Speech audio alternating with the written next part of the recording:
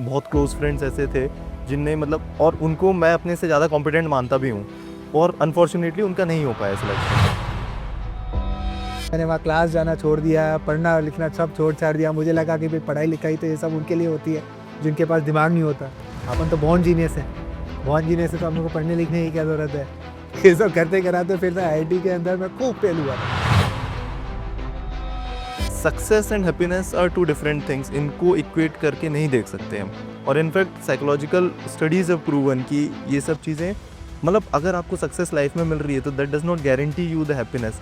Sir मतलब paper pattern थोड़ा सा बदला तो ज़रूर है, मतलब जिस तरह के क्वेश्चंस देखने को मिल रहे हैं थोड़ा सा वो सिग्निफाई कर रहा है कि यूपीएससी कुछ और आपसे एक्सपेक्ट कर रही है। मतलब इनफैक्ट इस पेपर में सर मुझे लगा कि कहीं ना कहीं इंग्लिश भी आपकी काफ़ी ज़्यादा टेस्ट हो रही है। जीएस में ही रीडिंग कॉम्प्रिहेंशन की टेस्टिंग हो रही है, उसमें assertion reason statement type questions आ रहे हैं। यदि आप मेरे को टाइम मशीन में भेजेंगे वापस तो मैं तो वही जाऊँगा फर्स्ट ईयर में जब मैंने आईआईटी के अंदर कदम रखा, वहाँ अपने आप को जाके यही समझाऊंगा कि गौरव इस सब चक्कर में ना पड़, मत पड़ना। सर आपके जो हांगकांग में कलीग्स थे, आपके साथ काम करते थे, अब तो वो बहुत ऊपर चले गए, सीईओ या कुछ, तो उनसे कभी बात होती है कि क्या और वो क्या? वो लोग अपने जीवन में खुश है, मैं अपने जीवन में खुश हूँ। सब आप चाहे फेलियर, आपको एक शायद सेटबैक महसूस हुआ, लेकिन उसके बाद आप अपने आप को किस तरह से कैरी कर रहे हो, किस तरह से आप चीज़ें, एक चीज़ में आपको सक्सेस नहीं मिली, मतलब ये तो गारंटी नहीं करता कि आपको दूसरी फील्ड में भी ना मिले। सर मुझे फील भी मिल रहे हैं कि आप जितने खुश मिजाज हैं, वरना कलेक्टर पर इतना सब बोझ रहता है, तो ये कहीं ना कहीं सोशल मीडिया से आप जो दूर रहते हैं। 3 things you will always carry with your self as IAS officers. जी हाँ, नमस्कार मित्रों, आज ये एक ऐतिहासिक सेशन है। ऐतिहासिक इसलिए क्योंकि एक नहीं 2 all India rank 1 IAS officers के साथ हम चर्चा करने वाले हैं सिविल सर्विसेज के बारे में। कार्यक्रम में मैं स्वागत करता हूं उदयपुर के डिस्ट्रिक्ट मजिस्ट्रेट और कलेक्टर गौरव अग्रवाल साहब का। आपने 2013 में ऑल इंडिया रैंक 1 हासिल की है विथ इकोनॉमिक्स ऑप्शनल। मैं कार्यक्रम में स्वागत करूंगा 2025 यूपीएससी एग्ज़ाम के ऑल इंडिया रैंक 1 डॉक्टर अनुज अग्निहोत्री जी का। सर ने एम्स जोधपुर से पढ़ाई की है, मेडिकल साइंस ऑप्शनल के साथ आपने सिलेक्शन हासिल किया है। गौरव सर, जैसे अमेरिका में एक प्रेसिडेंट, उसके बाद नेक्स्ट प्रेसिडेंट आता है, तो पुराने प्रेसिडेंट एक लेटर लिख के जाते हैं फ्यूचर प्रेसिडेंट के लिए कि आप इन चीज़ों का ख्याल रखना, इनसे सावधानी रखना। तो from one all India rank 1 to another all India rank 1, ऐसी कौन सी कुछ 5-10 बातें आप कहना चाहेंगे कि, और सभी फ्यूचर ऑफिसर्स को, कि आप इन चीज़ों की सावधानी रखिएगा? पहले ऐसा कोई लेटर तो नहीं होता, बट अब आपने पूछा है कुछ कहना है यदि, तो I think I will just repeat जो मैंने मेरे ब्लॉग में भी कहा था कि देखो रैंक 1 तो हर साल आते रहता है, every year somebody will be rank 1। आप रैंक 1 आने के बाद उसके साथ क्या करते हैं, that is the thing which matters. तो अब वही कीजिएगा सो कि decision which appeals the dignity, that is it. मित्रों, जो नए विद्यार्थी हैं उनको गौरव सर का परिचय मैं दे दूं।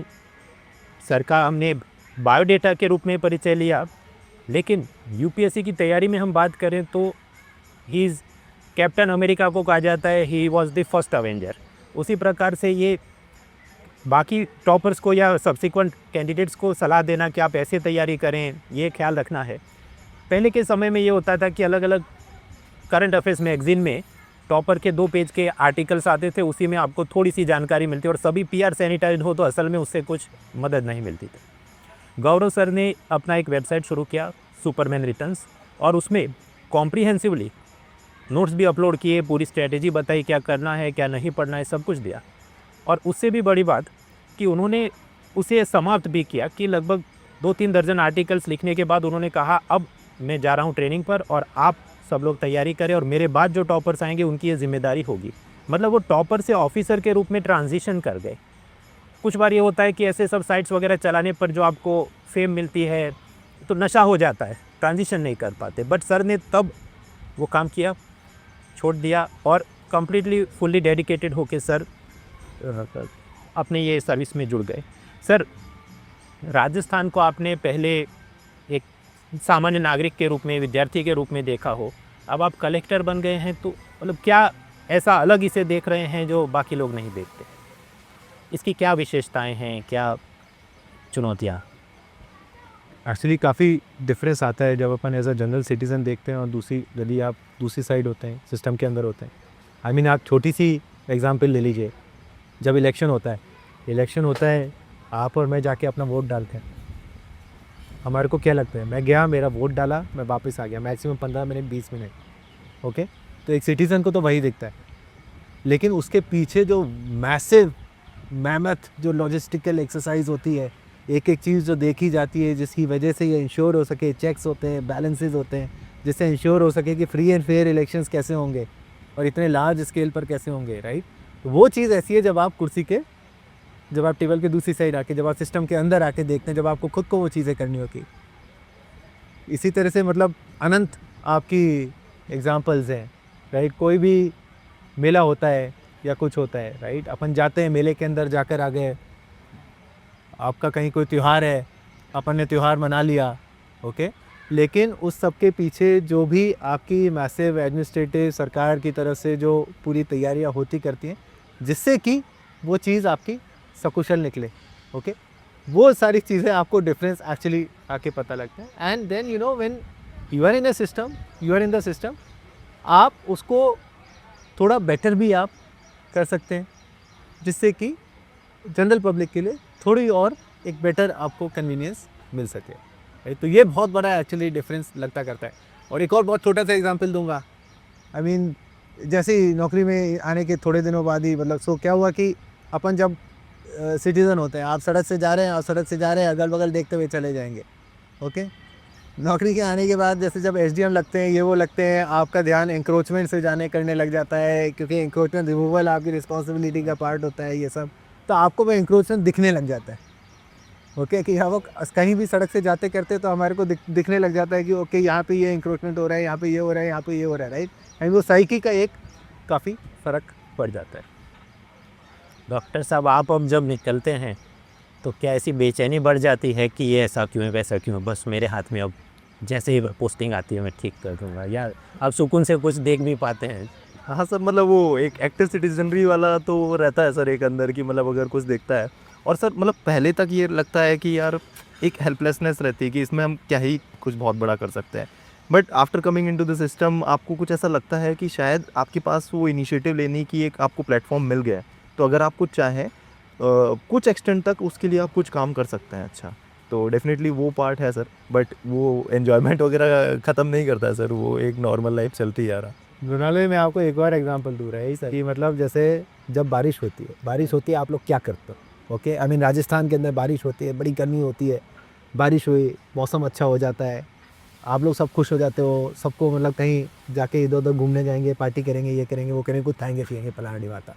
मैं 2 साल जोधपुर में था, और भाई साहब मैं बता रहा हूँ, जब भी बारिश होती थी मतलब मेरे मन में कहीं ना कहीं चिंता हो जाती थी, क्योंकि अब मुझे पता होता था बारिश होगी तो कहीं ना कहीं कोई स्ट्रीट डूबेगी, कहीं ना कहीं कोई गली के अंदर पानी भरेगा, किसी कॉलोनी में पानी भरेगा, ये होगा वो होगा, फलाना ढिमाका, इस तरह से कर करके काफ़ी। तो that is the actually change जो बिल्कुल रियल टर्म्स के अंदर होता करता है, कि वो जो चेंज जो आता है ना, वो इस तरह से यथार्थ होता है। इनफैक्ट मतलब कल भी मैं ये सोच रहा था, कल रात को आंधी आई तो मुझे लगा आज आप बहुत ज़्यादा busy. Exactly, then you know आंधी आती है, आपके जो है पेड़ वेड़ गिरेंगे सड़क के ऊपर, पेड़ हटाने, बिजली वगैरह डिस्टर्ब होती करती है, बिजली की सप्लाई रिस्टोर करनी है। तो when as a citizen, right, मेरा ध्यान कभी इन चीज़ों के ऊपर नहीं गया था कि ऐसा भी कुछ होता है, okay. But when you come on the other side of the table, ये सब आपकी जो है जॉब का पार्ट एंड पार्सल बन जाता है, एंड देन आपका ध्यान प्राइमरीली इन्हीं चीज़ों के ऊपर जाता है। इससे सर, जो सामान्य नागरिक है, आपने बहुत गहरी बातें की कि हर एक स्टेज पर कुछ ना कुछ डिस्ट्रिक्ट मजिस्ट्रेट का, रेवेन्यू डिपार्टमेंट का इन्वॉल्वमेंट रहता है। अब जो विद्यार्थी एक देखते हैं डिस्ट्रिक्ट मजिस्ट्रेट, तो अगर आपका एक दिन कैसे गुजरता है कि सुबह से लेकर शाम तक, अगर आप कुछ एक्टिविटीज़ बता पाएँ, how is your day like? पहली बात तो क्या है कि कुछ भी प्री प्लान तरीके से नहीं हो पाता है ना, बिकॉज कहीं ना कहीं कोई ना कोई आपकी इमरजेंसीज़ वगैरह कुछ ना कुछ आता करता रहता है। तो यदि आप सोचें कि आज दिन भर में मैं ये ऐसे करूँगा, इट्स लाइक वेरी रेयर कि एक्चुअल में आपका पूरा के पूरा दिन वैसे पैन आउट हो। अदरवाइज़ क्या होता है, जैसे मैं आपको बताऊँ, डिस्ट्रिक्ट मजिस्ट्रेट की आपकी कई सारी रिस्पॉन्सिबिलिटीज़ होती हैं। सबसे प्राइमरी रिस्पॉन्सिबिलिटी होती है कोऑर्डिनेशन। मतलब सरकार के अंदर क्या होता है कि इट्स अ ह्यूज टीम. आप किसी भी ह्यूज ऑर्गेनाइजेशन के अंदर जाएंगे, there be multiple teams, okay, will be working in their own zone. But क्या होता है, कोई भी आपका बड़ा प्रोजेक्ट होता है, कोई चीज़ होती है, वो कभी भी सिंगल पर्सन या सिंगल टीम या सिंगल डिपार्टमेंट से ड्रिवन नहीं होता. उसके अंदर मल्टीपल स्टेक होल्डर्स हमेशा रहते हैं. ऑलराइट, नाउ हर स्टेक होल्डर की अलग अलग प्रायोरिटीज़ होती है, तो उनको किस प्रकार से कोऑर्डिनेट करना सो दैट ओवरऑल प्रोजेक्ट या ओवरऑल स्कीम के अंदर आपके बेटर रिजल्ट्स आएँ, बेटर एग्जीक्यूशन हो, बेटर डिलीवरी हो, वो एक काफ़ी इंपॉर्टेंट रोल होता है. तो लाइक इसके लिए एंडलेस मीटिंग्स होती रहती. तो कहते रहते प्रोवर्बियल है कि सरकार के अंदर बैठक ही करते रहते हैं, मीटिंग ही मीटिंग. कई बार आप जैसे सटायरिकल वे में सुनते करते रहते होंगे, भाई मीटिंग ही मीटिंग चलती रहती है, but that meeting actually ensures delivery. Okay, अभी वो बहुत सारी होती हैं. आजकल खूब सारी वीसीज होने लगी हैं because of like transition in technology and all. उसके अलावा देन रेवेन्यू का रोल काफ़ी रहता है. ओके, आपके रेवेन्यू कोड्स होते हैं, आपका जो है लैंड रिलेटेड कई सारे मैटर्स होते करते हैं. देन जो है बहुत इंपॉर्टेंट रोल होता है ग्रीवांस रिड्रेसल का. कई सारे लोग आपके पास में आते करते हैं अपनी कुछ ना कुछ शिकायत लेके, may be related to you, most of the times it's not related to. कई बार मेरे को यही लगता है कि मेरे को समझ ही नहीं आता कि ये मेरे पास में मैटर क्यों आया है, बट यू कैन नॉट से दीज थिंग्स, राइट. सो आपको जो है उनको भी सुनना करना होता है. तो इस तरह से मतलब पूरे दिन भर कुछ ना कुछ चलता रहता है. And day after day after day after day after day, it's never ending. जी सर, मतलब पूरे डिस्ट्रिक्ट में जो भी चल रहा है कुछ ना कुछ आपके शुभ हस्तों से, चाहे सब्सिडी का पैसा गया, सैलरी गई, स्टाफ की योजनाओं का क्रियान्वयन हुआ. तो सर ये तो मतलब जो चीज़ें करनी है, पर ऐसी कुछ इनिशिएटिव्स जो आपने खुद से लिए हों और आपको लगता हो कि ये तो मेरी जिम्मेदारियाँ थी, उसके अबव एंड बियॉन्ड ये जो चीज़ें मैंने की मुझे बहुत आनंद और संतुष्टि मिली, ऐसा क्या है? एग्जैक्टली, आई मीन ये जो चीज़ें मैंने आपको बताई, ये तो क्या है कि पार्ट ऑफ द जॉब है कि मतलब ये तो होते हैं. सो दो तरह की चीज़ें होती हैं. लाइक एक तो वो चीज़ होती है कि जो आपसे कुर्सी कराती है, बैठी है, मतलब तो करना ही करना है. दूसरा होता है कि आप खुद से कुछ इनिशिएटिव लेके करते हैं, राइट. तो आप किसी जगह जाते हैं, उस जगह की प्रॉब्लम्स देखते हैं कि यहाँ पे प्रिडोमिनेंट प्रॉब्लम क्या है, और उसको आप किस तरह से अपना एक इनिशिएटिव लेके रिजॉल्व कर सकते हैं, राइट. सो आई मीन ऐसी कई सारी चीज़ें हुई हैं. I give you latest example. मैंने आपको एक बारिश वाला एग्जांपल दिया था. ओके, सो जोधपुर के अंदर क्या होता है, I mean even though is desert, okay, तो फ्लडिंग का इशू. लेकिन क्या है कि आप पिछले साल यूपीएससी के पेपर में भी मैंने देखा था, आपके एक सवाल आया था अर्बन फ्लड्स के ऊपर. हाँ, एक और सवाल आया था वैसे आपकी जो है ये रिवर पोल्यूशन वाला, ये वो आया था. ये दोनों सवाल मेरे को लगा एक्चुअली जोधपुर के ऊपर से आ गए. एनीवे, जो अर्बन फ्लडिंग वाला था वहाँ पे भी यही होता है कि वहाँ पे बारिश होती करती है. अब क्या है कि because of growing urbanisation, alright, आपके जो पोरस स्पेसेस थे वो सारे, जहाँ से वाटर पर्कुलेट डाउन होता था, वो सब बंद हो गया. और फिर वो वाटर रन ऑफ होता है, रन ऑफ होकर स्ट्रीट्स में, कॉलोनीज़ में बह के मतलब कई सारी आपकी डूब डाब जाती हैं. तो वहाँ पे जोधपुर के अंदर भी यही था कि मतलब कई सारी जगह पे मेजर फ्लडिंग होती थी. यहाँ तक कि आपकी जो मेन जोधपुर को जयपुर से कनेक्ट करती थी हाईवे, जो नेशनल हाईवे थी बनार, वो आपकी पहली बारिश के अंदर डूबती थी. एंड उसके बाद में आखिरी बारिश ख़त्म होने के भी 15-20 दिन बाद में खुलती करती थी, right. So this was like a major thing. And वहाँ पर मेरे को अच्छे से याद है, लाइक पहली बारिश जब हुई थी, फर्स्ट जो मेरी वहाँ पे बारिश का सीज़न था, तब तो समझ ही नहीं आया था कि ये क्या हो रहा है. ओके, फिर उसके बाद में जब वहाँ बारिश के दौरान जा के देखा, इतने जो है पानी के अंदर, गलियों के अंदर जा के देखा करा, तब समझ में आया कि ओके यहाँ से इतना पानी आता है, इसको ऐसे रोक सकते हैं, या ये इसलिए चौक हो रहा है, ये इसलिए चौक हो रहा है. करके हमने पूरे डिस्ट्रिक्ट का एक ड्रेनेज प्लान बनाया था. वो ड्रेनेज प्लान भी बड़ा मतलब सिंपल साइंटिफिक टाइप्स का कि I mean what is a drainage plan, right. आप देखोगे कि शहर के अंदर ये मेरे 25 जगह या ये 50 जगह डूबती हैं. ओके, अब इस पानी को मेरे को थ्रू, अभी ये पानी अभी भी शहर के बाहर जा रहा कर रहा है, बट गलियों के अंदर फैल के जा रहा कर रहा है. मेरे को यहाँ से नालियाँ बनानी है या नाले बनाने, जिससे पानी चैनलाइज तरीके से शहर के बाहर जाए. ओके, तो हम लोगों ने जो शहर के डूब पॉइंट्स थे उनको आइडेंटिफाई किया. फिर शहर के चारों तरफ एक नदी बहती थी, जोजली नदी, वहाँ तक इस पानी को ले जाना है. वहाँ तक ले जाने के लिए रास्ते के अंदर या तो आपके कुछ जगह नाले ऑलरेडी बने होंगे, जहाँ बने वहाँ उनको प्रॉपर तरीके से क्लीन कराया जाए. जहाँ पर नहीं बने, काम कहीं ऑलरेडी चल रहा होगा, या फिर कहीं आपके ऐसे हैं जहाँ पे अभी तक सैंक्शन भी नहीं है. तो इस तरह से हमने पूरी कड़ी जोड़कर ये बनाया करा. और फिर वहाँ पर जो सबसे प्रिडोमिनेंट, ये मैंने आपको बनार रोड वाला एग्जांपल दिया, ये प्रिडोमिनेंट जो सबसे बड़ा नाला था, इसका जो वर्क ऑर्डर था राइट, वो हुआ था December 23 में, I think, I mean like 2 years back और समथिंग, और इसका काम ही चालू नहीं हुआ था 1.5 साल तक, because of various inter departmental issues की। वहाँ पे आपकी पानी की भी लाइन जा रही थी, बिजली की भी जा रही थी, टेलीकॉम की भी जा रही थी, मिलिट्री की भी जा रही थी, ये सारी लाइन, सीवरेज भी जा रही थी। अब इनको सबको कहीं शिफ्ट करना है तो कहाँ शिफ्ट करें, सब लोग आपस में इसी बात पे झगड़ते रहते हैं। तो उस तरह से करा करू के वो सड़क किसकी ओनरशिप की थी, करा करू के इसका काम चालू कराया, फिर बार बार वहाँ जाकर बैठ के करते रहे, एंड फाइनली आई थिंक इस बारिश के अंदर दैट नाला will be finish in all. और वहाँ के कई सारे इस तरह के जो सबमर्जेंस वाले पॉइंट्स हैं उनको रिजॉल्व किया, विच लाइक रियली आप मुझसे पूछे करें कि मेरे पिछले 3-4 साल में like what would have been my biggest achievement, if that road doesn't submerge in this बारिश, that would be my biggest achievement. इस तरह से कई चीज़ें हैं, but this is the most recent example. तो सर आपने बताया it is a slow grind, एक छोटी चीज़ के लिए कितने सारे कड़ियों को जोड़ना पड़ता है, बहुत जिम्मेदारी का काम। सर ये जो आप बता रहे थे कि आप अभी भी पेपर्स को फॉलो करते हैं, तो इस बार का जो पेपर आया 2026 प्रीलिम का, उस पर आपके कुछ अवलोकन? मतलब मैं एज सच फॉलो नहीं करता, लेकिन क्या है कि मैं जस्ट पढ़ रहा था, कर रहा था कि इस बार बहुत ही डिफ़िकल्ट पेपर आया है, पर्टिकुलरली हिस्ट्री का। तो मैंने खोल कर देखा तो मतलब मेरा खुद का ऑप्शनल हिस्ट्री था।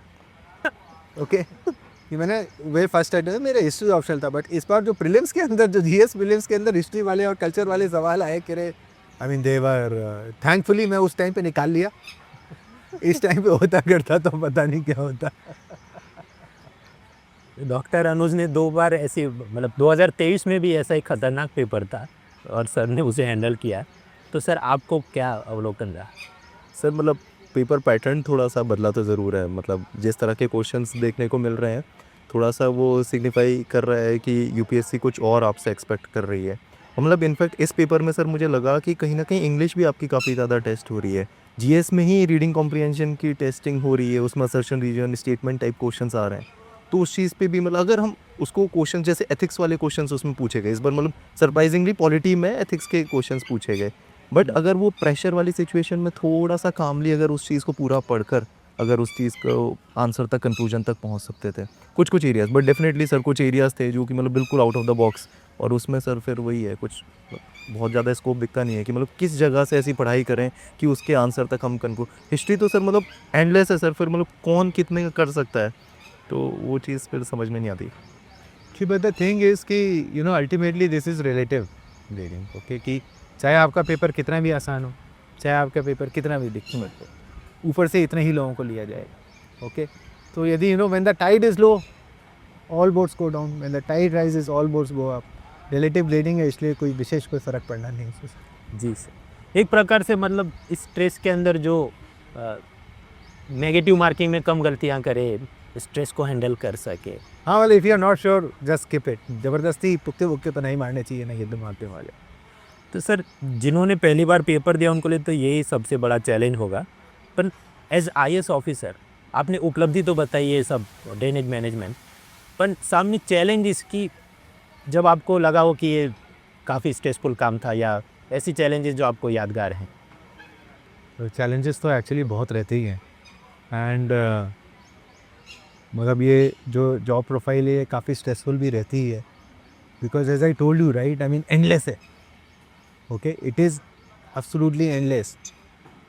कई सारी चीज़ें होती करती हैं और एक के बाद एक रिलेंटलेसली आपके ऊपर आती रहती हैं कि आपको एक चीज़ करो, वो चीज़ करके मे बी जस्ट आप थोड़े से फ्री हुए या उसी के अंदर हो कि दूसरी कोई चीज़ आ जाएगी, फिर तीसरी कोई आ जाएगी और चौथी कोई आ जाएगी। And see the thing is कि एवरीबडी एक्सपेक्ट्स उसका काम सबसे इम्पोर्टेंट है। I mean to not wrongly sir.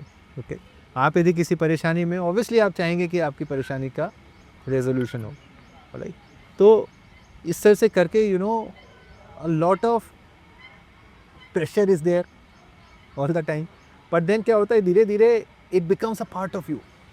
Okay, कि धीरे धीरे आप क्या इसी एड्रेनलिन रश पे ऊपर चलने लग जाते हो, and this becomes the norm.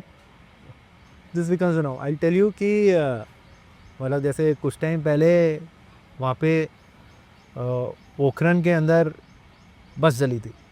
हाँ, एक्सीडेंट लास्ट ईयर पोखरन के अंदर बस जली थी, तो वहाँ बस के अंदर काफ़ी सारी डेथ्स हुई थी, आई थिंक 20+ डेथ्स हुई थी।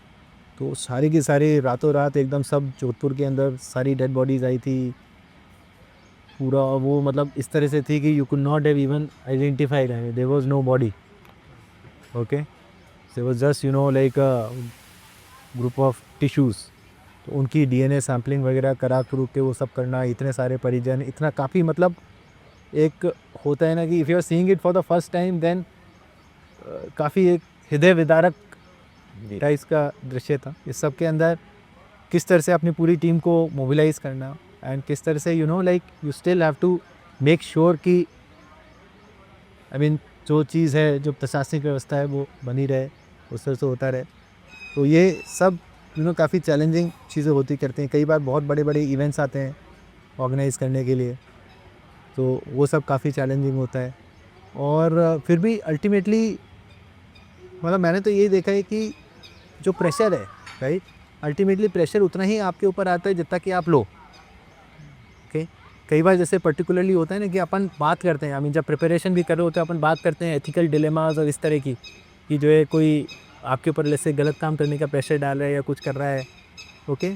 तो मैंने देखा है कि वो उतना ही आपके ऊपर आएगा जितना कि आप लोगे, सही बात। राइट। आई मीन जैसे अल्टीमेटली आपको पता होता है कि क्या चीज़ सही है, क्या चीज़ गलत है, okay. And if you are ready to say no to wrong things then ज़्यादा कुछ होता रहता नहीं है कि मतलब आपका जो है ज़्यादा आपके ऊपर कोई प्रेशर आएगा नहीं। सी अल्टीमेटली आप चाहे कुछ भी करोगे, आप चाहे सही चीज़ करोगे, चाहे आप गलत चीज़ करोगे, उसकी जो भी परिणाम होंगे उसकी अकाउंटेबिलिटी तो आपको लेनी ही पड़ेगी। चाहे आप कुछ ना भी करोगे तो भी उसके जो भी परिणाम है, आगे ईश्वर ने जो भी लिखा है आपके जीवन में, उसके परिणामों की अकाउंटेबिलिटी तो आपको ओन अप करनी पड़ेगी, राइट। सो लॉन्ग रन में तो मैंने यही देखा है कि आई मीन हर किसी का अपना अपना वे ऑफ लाइफ होता है। मैंने तो यही देखा है कि इफ़ यू आपको कोई चीज़ सही नहीं लगती करके आप प्रॉपर रीजंस बता के पोलाइटली यदि आप बोल बाल दो, और यदि कोई दूसरा वे आउट है तो आप सामने वाले को बता दो, तो देन दैट जनरली बस। फिर भी यदि कुछ होता है सो भी फिर ज़्यादा कोई प्रेशर वगैरह टाइप्स की चीज़, आई मीन यदि आप नहीं लोगे तो नहीं आएगा आपके ऊपर। सही कहा सर आपने, जो कहा ना बोलने की आदत होनी चाहिए। हर चीज़ के लिए नहीं, अधिकतर चीज़ें मैंने ये देखी है कि आपकी 90% चीज़ें तो ऑब्वियसली ऐसी होती हैं कि जो कि करनी चाहिए। कहीं ना कहीं because of maybe complexities in our system, अधिकतर चीज़ें जो आती करती हैं वो तो वैसी हैं जो अपने आप होनी चाहिए थी, and it is actually quite sad कि वो आपके पास में आती है, okay, because something somewhere some part of the system has not functioned as it should have, okay. Obviously वो चीज़ें करनी चाहिए, ऑब्वियसली वो चीज़ें एक्सपीडिएट करनी चाहिए, एंड आपका रोल ये रहना चाहिए कि how to make the systems better, okay. I mean कोई आपके पास में किसी एक प्रकार की ग्रीवेंस आती करती है, राइट, आप उसको रिजॉल्व कर देते हो, तो that's no big deal, right. Your acumen lies in कि आप कैसे इंश्योर करते हो कि उस तरह की 100 दूसरी ग्रीवेंसेस अराइज इन हो फ्यूचर के अंदर, ऐसे या आप तक आए बिना वो रिजॉल्व हो सके, right. That is where real reform lies in, that is where real systemic intervention lies in, that is why the government has hired you, okay।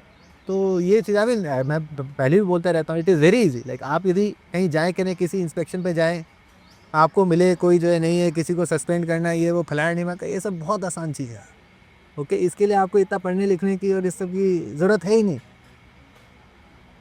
Difficult part और जो सिस्टमिक जो रियली जो मैटर करता है वो part है कि कैसे आप पूरे सिस्टम को इम्प्रूव करते हैं कि आपकी ओवरऑल जो एवरेज डिलीवरी जो है वो आपका ऊपर जाए, बिना आपके इंटरवेंशन, बिना आपके कांस्टेंट इंटरवेंशन के रिक्वायर्ड। दैट इज सर बहुत गहरी बात, हमें भी सोचने का नया नया बहुत उसमें से मिला है। ये आपका सब MBA की पढ़ाई IIM से, हांगकांग के अनुभव, ये जो आपने कहा कि सिस्टम में आपका सुपरविजन जितना कम हो सके ऐसे इम्प्रूव की जाए चीज़ों को, सर रियली सर हांगकांग के आपके अनुभव कि जो जितना टूरिज़्म वहाँ डेवलप है, जितना डिज्नी से लेके सब घूमने जाते हैं लोग, उसके मुकाबले ऐसा राजस्थान को करने के लिए आप क्या सोचते हैं, क्या क्या होना चाहिए? Both are very different kind of lands, very different kind of culture, very different kind of ecosystem, okay. वहाँ पर मतलब एकदम कॉस्मोपॉलिटन टाइप्स का कल्चर है, हमारे यहाँ एकदम डिफरेंट कल्चर है, and I think Rajasthan tourism के अंदर इज़ डूइंग वंडरफुली वेल। यहाँ पर उदयपुर के अंदर ही आप देख लें कितनी सुंदर आपकी झीलों की नगरी है, कितना सुंदर आपका शहर है, और यहाँ पे खूब टूरिस्ट आते करते हैं, पर्टिकुलरली आपकी जो डेस्टिनेशन वेडिंग्स है। हैविंग सेड दैट, टूरिज़्म को और इम्प्रूव करने के लिए सी आपको यदि किसी सिटी को टूरिस्ट के लिए बेटर बनाना है तो आप किसी सिटी को सिर्फ टूरिस्ट के लिए बेटर नहीं बनाते हैं, आप उस सिटी को उसके सिटीजन्स के लिए यदि बेटर बनाओगे तो ऑटोमेटिकली टूरिस्टों के लिए बेटर होगा। यदि आप सिटी को क्लीन रखोगे, ओके, तो that cleanliness will not be only for tourist, कि सिर्फ टूरिस्ट इस जगह पे इस गली में टूरिस्ट आते हैं इसलिए इस गली को साफ रखते हैं। ना भैया ना, वैसे टूरिस्ट नहीं आएंगे। यदि आप पूरे शहर को साफ रखोगे ऑटोमेटिकली ज़्यादा आएंगे। आप पूरे शहर के अंदर if you make the city a safe place for the citizens, कि वहाँ पे जो है क्राइम कम हो, ओके, लोग बाग आराम से शांति से अपने घर परिवार के साथ में अकेले सड़कों पे चल सकेंगे, नो, आपके जो है ट्रैफिक व्यवस्थित हो, ये सारी चीज़ें। तो if the life is better for the citizens, automatically वो टूरिस्ट के लिए बेटर होगा एंड टूरिज़्म आपका इंक्रीज़ करेगा। आपका जो इंफ्रा है, द इंफ्रा इज़ बेटर, आपकी रोड्स अच्छी हैं। यदि आपकी सड़कों के ऊपर गड्ढे हैं तो चाहे टूरिस्ट की गाड़ी चले चाहे आपकी सिटीज़न की गाड़ी चले, ओके, प्रॉब्लम तो रहेगी, ओके। सो मेरा यही मानना है कि I mean we have to improve the basic, you know, the basic law and order, the basic infra, the basic amenities. If you can do that, automatically picks and dos.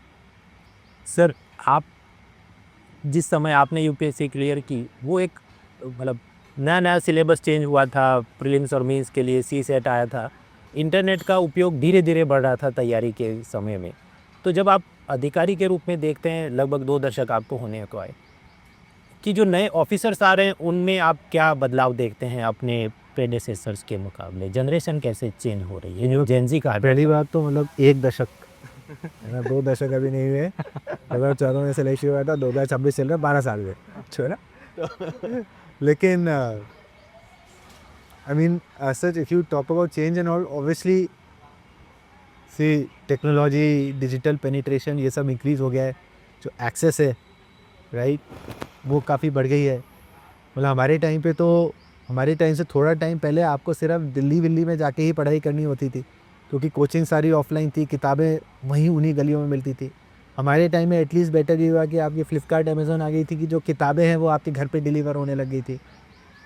लेकिन फिर भी जो है कोचिंग है offline ही होती थी।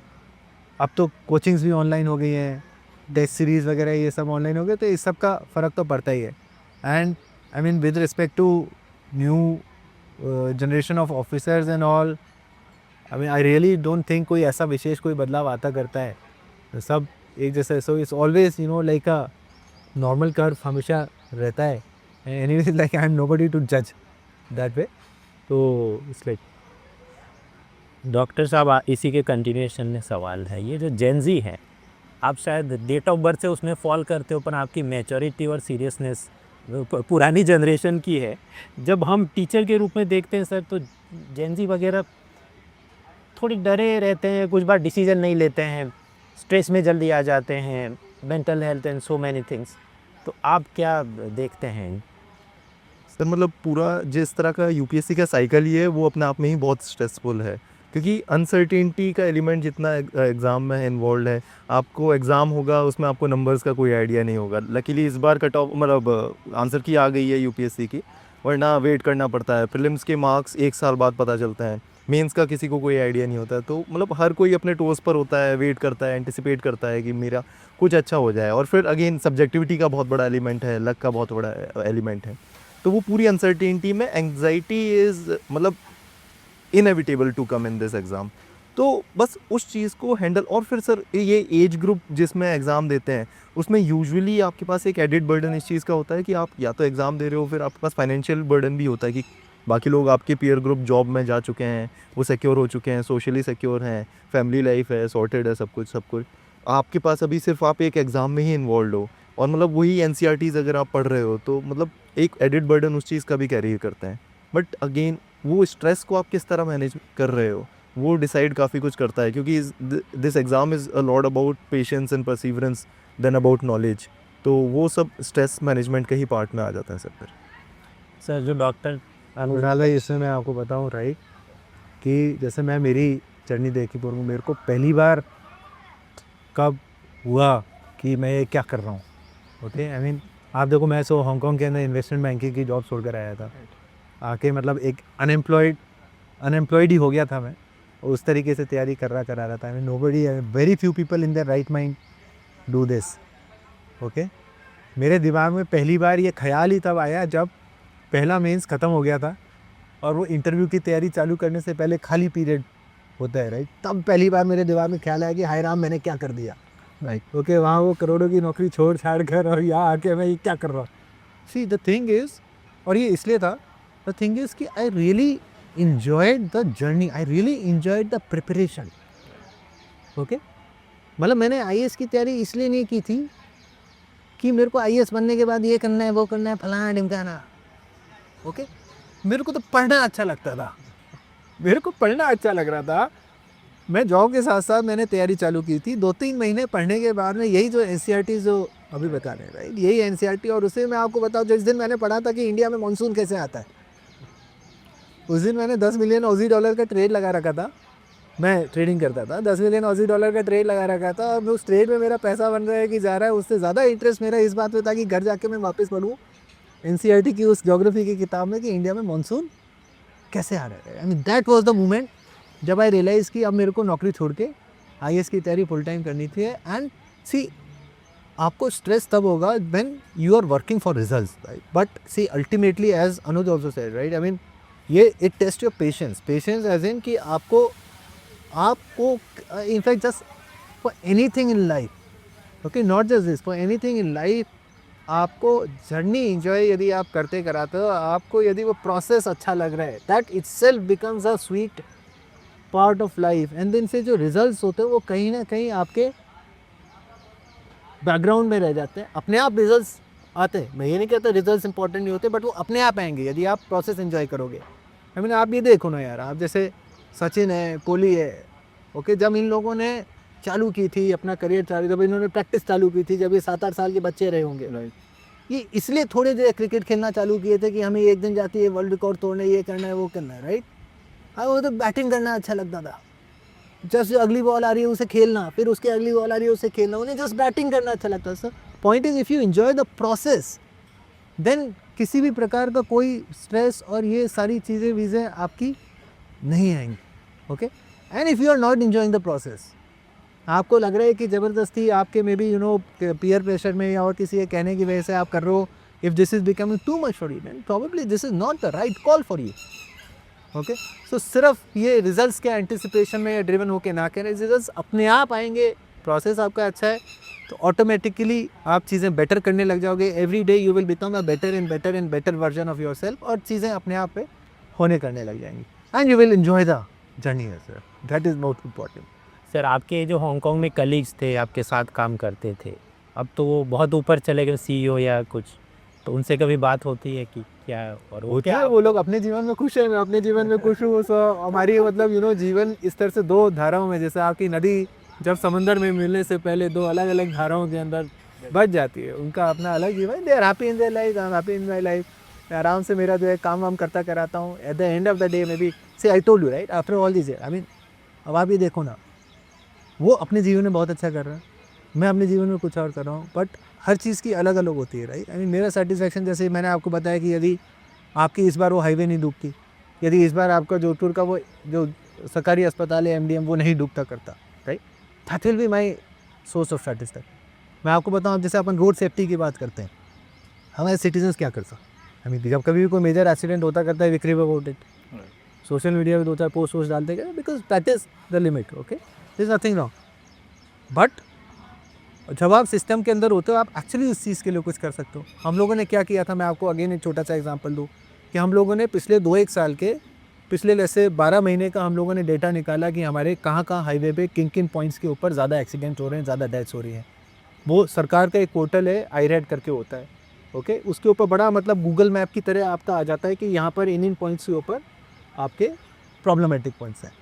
हम लोगों ने क्या किया कि वहाँ पे ये जो आपकी जैसे पुलिस की जो नेशनल हाईवे, PWD, एडमिनिस्ट्रेशन, इनकी जॉइंट टीम बना के हमने वहाँ पे इस तरह से शुरू के टॉप 20 प्लेटफॉर्म से भेजी। वहाँ पे जो हमें लगा कि यहाँ पे रोड अधिकतर एक्सीडेंट्स जो होते हैं आपके रोड इंजीनियरिंग डिफेक्ट की वजह से होते हैं, तो जो इंजीनियरिंग डिफेक्ट है उसको हमें मिले, उनको हमने रेक्टिफाई किया। ऑलराइट, टॉप 20 करने के बाद नेक्स्ट 25 लिए, जो भी इंजीनियरिंग डिफेक्ट्स उनको रेक्टिफाई किया। जहाँ हमें कोई डिफेक्ट्स नहीं मिले, वहाँ पे हमने देखा कि जहाँ over speeding is main cause of accidents, वहाँ पर we found out through data कि दिन के इस आवर में इतने बजे से इतने बजे के बीच में मोस्ट ऑफ द एक्सीडेंट्स और डेथ्स हो रही हैं, तो वहाँ पर हमने जो पुलिस की जो PCR वैन्स होती हैं उनको उस टाइम पे वहाँ पे डिप्लॉय किया, एम्बुलेंसेज को वहाँ डिप्लॉय किया, ऑलराइट। ये सब करने के बाद में then again we observe next 12 months, 10-12 महीने, एंड वी फाउंड आउट कि हमारे जो एक्सीडेंट्स थे उनके अंदर अराउंड 68% कमी आई, और जो हमारी डेथ थी वो 81% कमी आई। ओके ना, ये चीज़ जो होगी ये आपके साथ में पूरी लाइफ भर कैरी करेगी, okay, because this is something which is a real meaningful thing. अब आप मेरे हांगकॉन्ग वाले जो मेरे they are absolutely doing wonderfully well, but as I said कि trajectories are different and every trajectory has their own, you know, sweet memories as well as bitter things and all, so it's a part of life. Sir आपने collector की job profile के बारे में बताया कि लगभग हर एक काम डिज़ास्टर मैनेजमेंट से लेके अर्बन प्लानिंग से लेके सब कुछ आप कर रहे हैं। इसके बाद अब जो आपका करियर ऊपर जाएगा उसके बारे में खासकर जो नए विद्यार्थी हैं कि कौन कौन से प्रमोशन आते हैं और उस वक्त आप कैसे देखते हैं खुद को कि मैं ये काम करने का सोच रहा हूँ या मुझे अवसर मिलेगा तो मुझे बहुत आनंद होगा। इसमें क्या है कि आपके जैसे जब स्टार्ट करते हैं तो शुरू के कुछ साल टिपिकली आपकी क्या फील्ड पोस्टिंग होते हैं, फील्ड नॉन फील्ड दोनों आपकी होती हैं। शुरू के 4 साल तो आपके जूनियर स्केल में होते हो, देन 4 to 9 ईयर आपका सीनियर स्केल होता है। ओके, जूनियर स्केल में जब आप होते हो तो आप SDM की इक्विवेलेंट पोस्ट पे आप रहते हैं। सीनियर स्केल के ऊपर आने के बाद में आपका जो डिस्ट्रिक्ट लेवल की जो पोस्ट होती है, जैसे इट कैन बी CO जिला परिषद, और निगम के अंदर कमिश्नर, या फिर UIT है जो डेवलपमेंट अथॉरिटीज़ होती हैं उनके अंदर, या आप डिस्ट्रिक्ट कलेक्टर, इन सारी पोस्टों के लिए आप एलिजिबल हो जाते हो। फिर 9 से 13 साल के बीच में आपकी आती है जैग स्केल आता है, जूनियर एडमिनिस्ट्रेटिव ग्रेड, उसके अंदर भी आप इन सारी पोस्टों के ऊपर इक्विवेलेंट रहते हैं। भारत सरकार की बात करें अपन तो दिस वुड बी 4 से 9 साल के बीच जो सीनियर स्केल है that is equivalent to under secretary in government of India. उसके बाद में 9 से 13 जो होता है that is equivalent to deputy secretary. Okay, फिर 13 से 16 साल जो होता है दैट इज़ डायरेक्टर, हाँ वो वहाँ डायरेक्टर, भारत सरकार के अंदर डायरेक्टर होता है, स्टेट गवर्नमेंट के अंदर आप स्पेशल सेक्रेटरी तो होते हो। तो इन सारी ये जो पीरियड है इसके अंदर आप स्टेट गवर्नमेंट के अंदर फील्ड के अंदर भी रह सकते हो, नॉन फील्ड पोस्टों के अंदर भी किसी डिपार्टमेंट लेवल पे, HOD लेवल पे या किसी लेवल पे आप रह सकते हो, या जॉइंट सेक्रेटरी लेवल पे।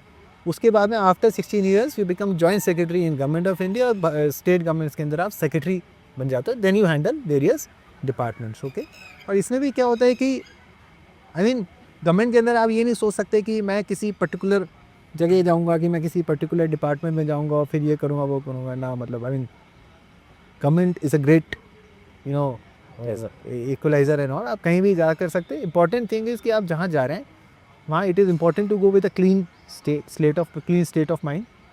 वहाँ जाके उसको समझिए, वहाँ के क्या प्रेसिंग इश्यूज़ हैं, and then you start working on it. Sir आपने इसकी तो उपलब्धियाँ बताई, जो ड्रेनेज मैनेजमेंट है, एक्सीडेंट प्रिवेंशन है वगैरह। इसके अलावा भी AI की मदद से एजुकेशन इवैल्यूएशन वगैरह के अंदर जब आप एजुकेशन डिपार्टमेंट में काम कर रहे थे, you are looking into certain things, उसके बारे में कुछ? डेफिनेटली, एंड आई थिंक अभी रिसेंटली जो CBSE की ऑन स्क्रीन मार्किंग कंट्रोवर्सी चल रही है, okay, that is not exactly that, उससे quite closer. So what we did was I was posted as director school education, and I'll tell you, I mean सारी चीज़ों का genesis होता है। मैं जब IAS की तैयारी करता था तो मेरे इकोनॉमिक्स ऑप्शन था, लेकिन मैंने अमर्त्य सेन की एक किताब पढ़ी थी, इंडिया इन अनसर्टेन ग्लोरी। उसके अंदर एक चैप्टर था एजुकेशन के ऊपर, जहाँ पे अमर्त्य सेन लिखते हैं कि हिस्टोरिकली ग्लोबली जो है एजुकेशन का रोल रहा है इंटर जनरेशनल इनइक्वालिटीज़ कम करने। ओके, पहले क्या होता था, फ्यूडल सिस्टम था, राजा का बेटा राजा बनेगा, ओके, किसान का बेटा किसान, लुहार का बेटा लुहार। I mean there was absolutely no scope of any mobility.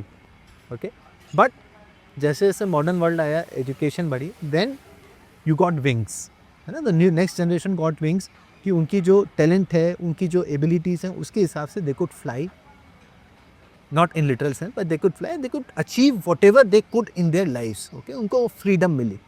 Okay, however professor Sen आगे फिर बताते हैं कि इंडिया के केस में ये जो इंटर जनरेशन इनइक्वालिटी कम करने का काम है एजुकेशन का, वो रोल थोड़ा लिमिटेड हुआ है। Okay, and then you know we deal in the reasons as to why this happens. इसका रीज़न ये है कि आपके जो वेल टू डू लोग होते हैं उनके बच्चे जाते हैं आपके अच्छे प्राइवेट स्कूलों में, जहाँ आपके लर्निंग आउटकम्स बेटर होते हैं। ओके। और जो आपके गरीब का बच्चा जाता है सरकारी स्कूल के अंदर, जहाँ पे आपके लर्निंग आउटकम पुअर होता है। आप कोई भी आप देख लें, नैस सर्वे होता है या एसर सर्वे या जितने भी आई मीन गवर्नमेंट या एनजीओज के जो भी सर्वे होते हैं, सब में आप एक कॉमन थीम पाएंगे कि प्राइवेट स्कूल्स के अंदर learning outcomes are better compared to government school. तो जब गरीब के बच्चे को एजुकेशन ही ख़राब मिले तो ऑब्वियसली आगे जाके जो उसको विंग्स लेने थे, जो उसको अपॉर्चुनिटीज़ मिली थी, वो भी आपके लिमिटेड हो जाती। इस वजह से आपकी एजुकेशन का रोल इंडिया में इंटर जनरेशनल इनइक्वालिटी रिड्यूस करने में उतना प्रोमिनेंट नहीं रहा। ओके। और जब मैं ये एजुकेशन में पोस्टेड था, राइट, सो आई सॉ कि मतलब हमारी जो किताबें हैं एक बार उनको मंगवाया करा, देखा करा। ओके। एंड आप एक चीज़ देखिए, उस समय तक ना NFHS आई थिंक 5 या 4 का डेटा आया था।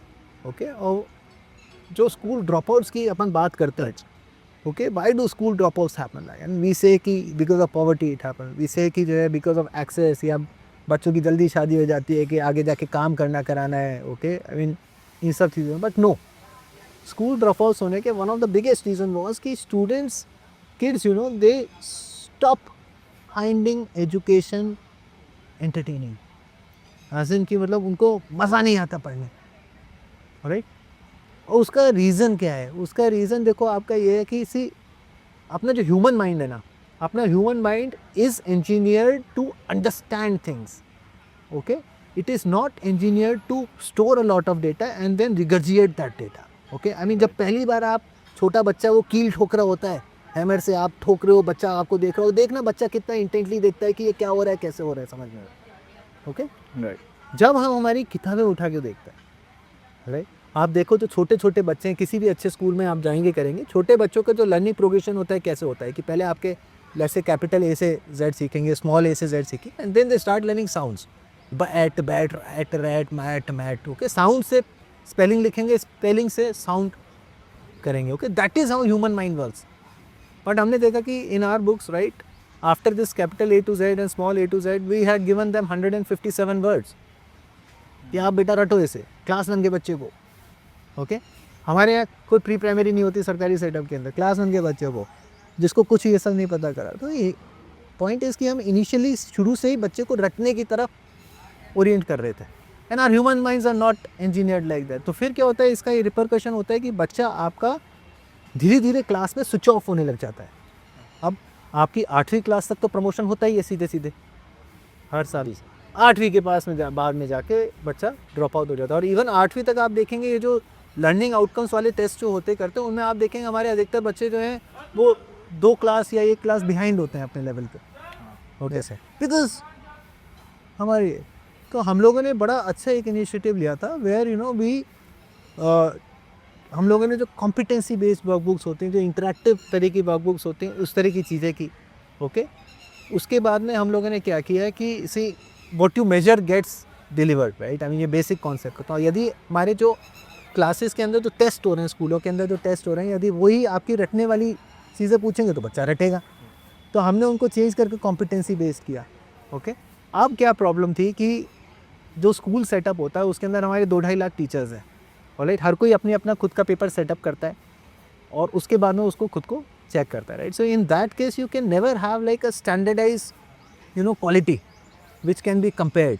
सो हम लोगों ने एक्सपर्ट जो असेसमेंट एजेंसीज होती है उनको हायर किया, उससे क्वेश्चन पेपर सेट करवाए, बच्चों को एडमिनिस्टर करवाए, और फिर बच्चों ने उनको अपने जो पेपर होता है पेन पेपर उसके ऊपर किया। एंड फिर चेकिंग के लिए हमने जस्ट टीचर्स को कहा आप इसको फ़ोटो खींच के अपलोड कर दें और हमारे जो AI बेस्ड इंजन है उसने पूरी की पूरी चेकिंग की। So that way we got like immense quality assessments done, कि हमारे लिए बिल्कुल पॉसिबल हो गया कि राजस्थान का आखिरी जो ट्राइबल विलेज है उसकी आखिरी जो ट्राइबल बच्ची है वो आपकी इस चीज़ के अंदर अच्छी है, इस चीज़ के अंदर ख़राब है। राइट, हम लोगों ने 3-4 साल पहले ये ऑब्जेक्टिव उसके लिए किया था। लास्ट ईयर हम लोगों ने दिस ईयर हम लोगों ने सब्जेक्टिव आंसर्स में भी किया, because of technology subjective answers भी गेट करती है। ओके, तो हमारे पास से एकदम नए लेवल ऑफ स्किल्स असेसमेंट था, ये होने लग गया। And then what we do इस डेटा को लेके, सो हमने स्कूल रिपोर्ट कार्ड जनरेट किए कि आपकी क्लास 6 के बच्चे जो है ओवरऑल साइंस में इन कॉन्सेप्ट्स में पीछे, and then we ask teachers to teach those concepts again in a different way. तो ये काफ़ी एक अच्छा हम लोगों का इनिशिएटिव था। ऑब्वियसली कई सारे लोग हमारे इसमें साथ में थे, आपके एड ऑप्टिमाइज जो हमारे लर्निंग पार्टनर थे, इसके अंदर BCG वाले साथ में थे, सेंटर स्क्वायर फाउंडेशन, ये सब लोग एजुकेशन सेक्टर के अंदर अच्छे अच्छे लोग जो काम करते हैं ये सब साथ में थे, and we were able to deliver good results. BCG ने इसके ऊपर एक स्टडी की थी एंड दे फाउंड आउट कि हमारे जो 4 लाख बच्चे हैं सरकारी स्कूल एजुकेशन सिस्टम में, वो 2 ग्रेड्स अपने लर्निंग आउटकम के अंदर जंप किए गए। ओके, मतलब अगर इसे ऑल इंडिया लेवल पर स्केल अप किया जाए तो what are the potential application and potential तो इमेंस हैं। आप ये देखो कि आज की तारीख में, so I think the future के अंदर असेसमेंट्स इसी तरह से होंगे। आप UPSC के पेपर को ही ले लें, अपन सब्जेक्टिव आंसर्स लिखते हैं, उसके बाद में चेक होने के लिए रिज़ल्ट होने में कितना टाइम लगता करता है, और फिर आपकी स्केलिंग और ये दुनिया जान की चीज़ें होती हैं। ओके, बिकॉज सब्जेक्टिव आंसर्स आप अलग तरीके से ग्रेड करोगे, आप अलग तरीके से करोगे, आप अलग तरीके से करोगे, आपके भी सब कुछ AI ग्रेड करने लग जाए, ओके, देन आपने एग्ज़ाम आज लिया, आप कल रिज़ल्ट पब्लिश कर सकते हैं। I mean it is that fast. सेकंडों के अंदर पूरी की पूरी कॉपीज चेक होती हैं, लाखों बच्चे का। हमने we did for 1 lakh kids in Jodhpur, 1 lakh बच्चों का रिज़ल्ट हमारा अगले दिन आ गया, you could publish it. Doctor साहब ये जो नीट एग्ज़ाम को अब ऑनलाइन लेंगे मल्टीपल बैचेस में वगैरह, सर जो बात करें नॉर्मलाइजेशन स्केलिंग की इश्यूज़, आप उसे कैसे देखते हैं? Is it objectively possible to normalize? Sir मतलब नीट वगैरह का ये ऑनलाइन करना असेसमेंट का, तो उसके रीजंस कुछ अलग हो जाते हैं। लॉजिस्टिकल चैलेंजेस जिसमें लीकेजेस के चांसेस ऑफलाइन पेपर में ज़्यादा हैं, तो उसको ऑनलाइन में शिफ्ट करके तो वो अलग कर सकते हैं। इसके अलावा सर जो मतलब एडटेक सेक्टर की तरफ शिफ्ट होना और objective assessment of the examination, या फिर उसमें अगर कुछ हम चेंज करने का सोचें, तो वो काफ़ी मतलब बहुत इंपॉर्टेंट है सर ये सब चीज़ें, क्योंकि आने वाले टाइम में inevitably AI is going to be adopted in every domain of our life. तो उसमें educational assessment and competency based assessment जो सर बता रहे हैं कि that is going to be the future in education sector, तो उस चीज़ को जितनी जल्दी हम अडेप्ट करें, and that too beginning from the very grass root level, तो वो चीज़ के इम्पैक्ट्स हमें बहुत ज़्यादा देखने को मिल सकते हैं सर। सर हम पहली बार मिल रहे हैं, आपके आर्टिकल्स तो मैंने कई समय से पढ़े, मैं आपके आता रहता हूँ। मतलब पहली बार मिले तो जितना पॉजिटिव और एनर्जी के साथ आप हैं, क्या आप हमेशा से ऐसे थे, या फिर कि IAS बनने के बाद वो एक कॉन्फिडेंस आ जाता है कि अब मेरे साथ कुछ बुरा नहीं हो सकता, so I am so happy and ऐसा तो नहीं होता कि कोई वह नहीं हो सकता है ना, सी आई मीन विधाता ने जो लिखा है वो तो वही होता करता है, but see I think always like that. If anything I am moderated after coming in for it. So suppose आप नीट एग्ज़ाम दे रहे थे, फिर कैंसिल हुआ, फिर री एग्ज़ाम देना है, तो आप स्ट्रेस में आते हैं, आप क्या सोचते हैं इस वक्त? तो जब तक आप उस पोजीशन में नहीं हो, like it's very difficult to ये रीअसेस। आई मीन उस पोजीशन में नहीं हो जब तक, it's very difficult. I don't know, I really don't know. The closest I can come is मतलब कॉलेज के अंदर मैं था, IIT के अंदर मैं था, वहाँ पे मैं फ़ेल होता रहता था, तो दोबारा मेरे को वो एग्ज़ाम देना होता था। ऑब्वियसली फ़ेल होने पे काफ़ी बुरा लगता था, वो भी शुरू के 1-2 बार तो बहुत ही ज़्यादा बुरा लगता था, और उसके बाद वो कोर्स दोबारा कराना obviously it's like very painful and it should not happen. See but the thing is again कि अभी इस तरह की कोई भी चीज़ होती है, like in any large scale systems our focus should be to improve the systems. हम कैसे सिस्टमिक लेवल पे इस तरह से करें कि आने वाले टाइम में भी आपके लीक्स ना हो, पेपर जो है बेटर तरीके से एडमिनिस्टर हो सके। And we have like ample examples in our own country. कई सारे हमारी ऐसी परीक्षा है जो कि लीक नहीं होती, प्रॉब्ली हम उनसे सीख के कराए। Don't I am nobody to reach a sermon on this, but I am quite sure like there are enough examples. Sir ये जो IAS है, स्टील फ्रेम है, बहुत सारे बच्चे एस्पायर करते हैं, जब 2047 तक हम चलें विकसित भारत की तरफ, क्या आपको लगता है कि जैसे अमेरिका यूरोप की तरह यहाँ सिविल सर्विसेज का चार्म उस वक़्त कम हो जाएगा, या हमारा समाज ऐसा है कि उस वक़्त भी ये चार्म रहेगा? आई मीन देखो, it's so it actually depends on what do we mean by that charm. Okay, so let's say if we rewind back 30 years back, हाँ 1990s 1980s 90s की बात करो, तो यार उस समय तक हमारी economy wasn't liberalize at all. Private sector के अंदर ऐसे कोई विशेष एवेन्यूज़ थे नहीं, and this was the only या most predominant way out, right. तो ऑब्वियस सी बात है उस समय ज़्यादा लाइक उस सेंस में चार्म था। Alright, as the economy develops, जैसे जैसे आपके प्राइवेट सेक्टर के अंदर एवेन्यूज़ बेटर होते चले जाएंगे, लाइफ और बेटर होती चली जाएंगी करेंगे, उस सेंस के अंदर चार्म डेफिनेटली कम होगा. But if you are somebody जिसके अंदर you know who has this thing too, I mean, do things which create a systemic change, you know, for people at large. Right? I am quite sure वो opportunities तब भी रहेंगी. I am quite sure कि मतलब वो सारे avenues तब भी रहेंगे करेंगे, and आप तभी वो सारी चीज़ें कर पाओगे, because ultimately governance क्षेत्र के अंदर जो problems हैं, okay, वो तो ले दे के गवर्नमेंट को ही सॉल्व करनी है. Obviously private sector will be a part of it. Okay, we will be a collaborator in solving those, but जो गवर्नेंस की जो कोर प्रॉब्लम्स है वो गवर्नमेंट को ही सॉल्व करनी है. उनका नेचर चेंज करता है. तो काइंड ऑफ प्रॉब्लम्स जो आज से 30 साल पहले होती थी, जैसे आज की तारीख में, उस समय पोलियो बड़ी प्रॉब्लम थी, आज की तारीख में पोलियो प्रॉब्लम नहीं है. उस टाइम पे लिटरेसी बड़ी प्रॉब्लम थी, आज की तारीख में नॉट वर्किंग ऑन दैट. हाँ, हमारे पास डिफरेंट सॉर्ट ऑफ प्रॉब्लम्स है. आज से 10 साल पहले जो है आपका सैनिटेशन और ये स्वच्छ भारत मिशन टाइप्स का अपना वो जो काफ़ी उस समय प्रोमिनेंट था, आज की तारीख में भी है move beyond that. Okay, so the nature of problem is going to change, but at the core governance के इश्यूज तो रहेंगे ही रहेंगे. And if you are somebody जिसको उन चीज़ों को सॉल्व करने का चार्म है, तो वो चार्म हमेशा रहेगा. That is what I feel. Sir, overall आपको क्या लगता है कि आईएएस का रोल एक्सपांड होगा कि श्रिंक होगा? मतलब there are two counter arguments. एक तरफ कंसल्टेंट, लेटरल एंट्री, ये सब बात होती है. दूसरी तरफ हम देखते हैं कि चाहे आरबीआई के गवर्नर हैं, सेबी के चीफ हैं, यूआईडीआई संस्था आधार कार्ड के लिए, या even director general of civil aviation, अभी सब जगह पर आईएएस पोस्टेड. तो आप इसे किस तरह से देखते हैं? क्या आईएएस का मतलब विस्तार हो रहा है, या भविष्य में आपको लगता है श्रिंक होगा? आप तो मेरे से मतलब एकदम ओरेकल टाइप्स की वो चीज़. I very frankly I don't know कि आज से 15-20 साल बाद क्या होने वाला है, क्या नहीं होने वाला. But still, as I told you, right, I mean, core governance issues तो रहने ही रहने. Yes. Okay, and see, when we say, right, कि ISR journalists, right, it's not really like that.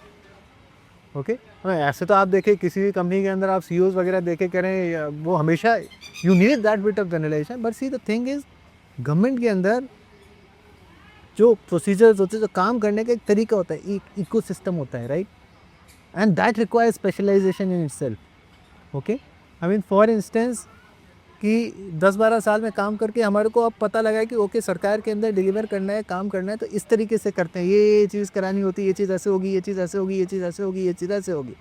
Okay, now that itself is a learning. So as I said, core governance issues हमेशा रहेंगे. Okay, and system के अंदर navigate करके उनको resolve करने का requirement हमेशा रहेगा. Now somebody will have to do it.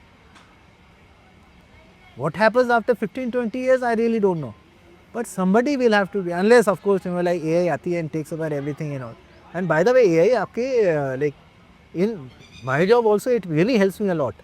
Okay, उससे productivity and speed काफ़ी boost up हो जाती है. कई सारी इतनी complex फाइलें होती हैं, समझ ही नहीं आती करती कुछ. Okay, now AI की मदद से उनको समझने में तो काफ़ी ease out होता ही है. Okay, कई सारे आपके, so unless you have this super AI where you know the requirement of human beings totally goes away. And in that case, you know, there will be far bigger problems than just worrying about this. That is what I feel. Similar question doctor साहब, आपको लगता है कि भविष्य में doctor के महत्व कम हो जाएगा एआई के, ऐसे रोबोट से चलने वाले consultant and all people? Sir तो स्पेकुलेटिव ट्रेडर थे, तो सर प्रेडिक्ट थोड़ा कर सकते हैं, मैं तो बिल्कुल नहीं कर सकता सर. बट हाँ, मतलब थोड़ा तो सर शेप करेगी एआई, डेफिनेटली शेप, और इनफैक्ट अभी कर ही रही है, ट्रांसफॉर्म हो रही है, हर फील्ड ट्रांसफॉर्म हो रही है. और मेडिसिन में भी in fact it has started reaching in the domain of diagnostics a lot. तो आने वाले टाइम में सर डेफिनेटली हमें एआई देखने को ही मिलेगा हर. और जैसा सर ने बताया, it is going to enhance the productivity at the current stage. It is enhancing the productivity of the doctors, what they would be able to do in, let's say, 2 years before. They are more efficiently doing it with the help of AI now. तो वो सब चीज़ें रहने वाली हैं. मतलब इस extent तक नहीं कि वो अभी रिप्लेस कर सकती हैं डॉक्टर्स को, क्योंकि उसमें सर अभी बहुत टाइम आना बाकी है. डॉक्टर्स का मतलब जो क्लिनिकल प्रैक्टिस है, वो सब चीज़ें में मतलब डायरेक्ट इंटरेक्शन होना पेशेंट से ज़रूरी है, क्लिनिकल एग्जामिनेशन एंड ऑल. तो उस चीज़ को रिप्लेस करने के लेवल तक पहुंचने में भी काफ़ी टाइम है, बट हाँ अडॉप्ट होना चालू हो चुकी हैं काफ़ी फील्ड्स में, हमें उसके इम्प्लीकेशंस देखने को मिल गए हैं। और इससे मतलब इसको डर की तरह देखने से अच्छा है, it's better to use it as a helping hand. तो इसको जितनी जल्दी हम इसके अकॉर्डिंगली अडेप्ट हो जाएं और इसको इनकॉर्पोरेट कर लें अपनी फील्ड में, उतना ही अच्छा होगा सर। तो सर आप एक जो चीज़ आपको बताऊं मैं, जैसे मृणाल भाई just carrying on what is I, हमें एक फैक्ट तो हमारे को रियलाइज़ करना पड़ेगा। Okay, probably ours was the last generation जो कि कंप्यूटर से ज़्यादा इंटेलिजेंट थी। भविष्य में कोई भी जनरेशन आपकी जो है कंप्यूटर से ज़्यादा इंटेलिजेंट नहीं होने वाली है, that is written. Okay, computer जो है उसकी intelligence has overtaken human intelligence, so that is an undeniable fact. और आगे जाके उसका स्केल और बढ़ेगा करेगा। I mean just take the tech sector, tech sector के अंदर ही आई थिंक वो ज़माना गया जब ह्यूमन बीइंग्स कोड लिखा करते थे। ओके, वो ज़माना गया, like as we are talking, वो ज़माना गया जब ह्यूमन बीइंग्स कोड लिखा करते थे। ह्यूमन बीइंग से अब काम सिर्फ इतना रह गया, उसको कंप्यूटर को प्रॉम्प्ट देना करना, और उस तरह से भाई ये करो क्यूए वाला काम रह गया कर गया। एंड आई मीन ह्यूमंस की ज़रूरत प्रॉम्प्ट देने के लिए कब तक पड़ेगी? Like I am quite sure pretty soon a day will come जब प्रॉम्प्ट ही एआई खुद ही कर लेगा। Okay, so I mean things are changing at a very rapid scale, right. और अब तो क्या है कि सो आप लोगों ने टर्मिनेटर देखी होगी, हालांकि that is totally unrelated to this, but see हम लोग I mean we are integrating AI with our weapon system. It is the necessity because सामने वाला एडवर्सरी कर रहा है। ओके, आई मीन आपके पास में जैसे आपके ड्रोन के 100 अटैक आपके पास में आ रहा कर रहा है, 1000 ड्रोन आ रहे कर रहे हो, बीच में कहीं एक हाई वैल्यू टारगेट है। Human beings can not identify that high value target in such a short span of time. उसके लिए to counter that you need AI. Okay, and जितने ज़्यादा एआई को वेपन सिस्टम से ऑटोमेट करा रहा है, I really don't know what is going to happen in future. तो फिक्शन टू रियलिटी तो यही है। I really don't know.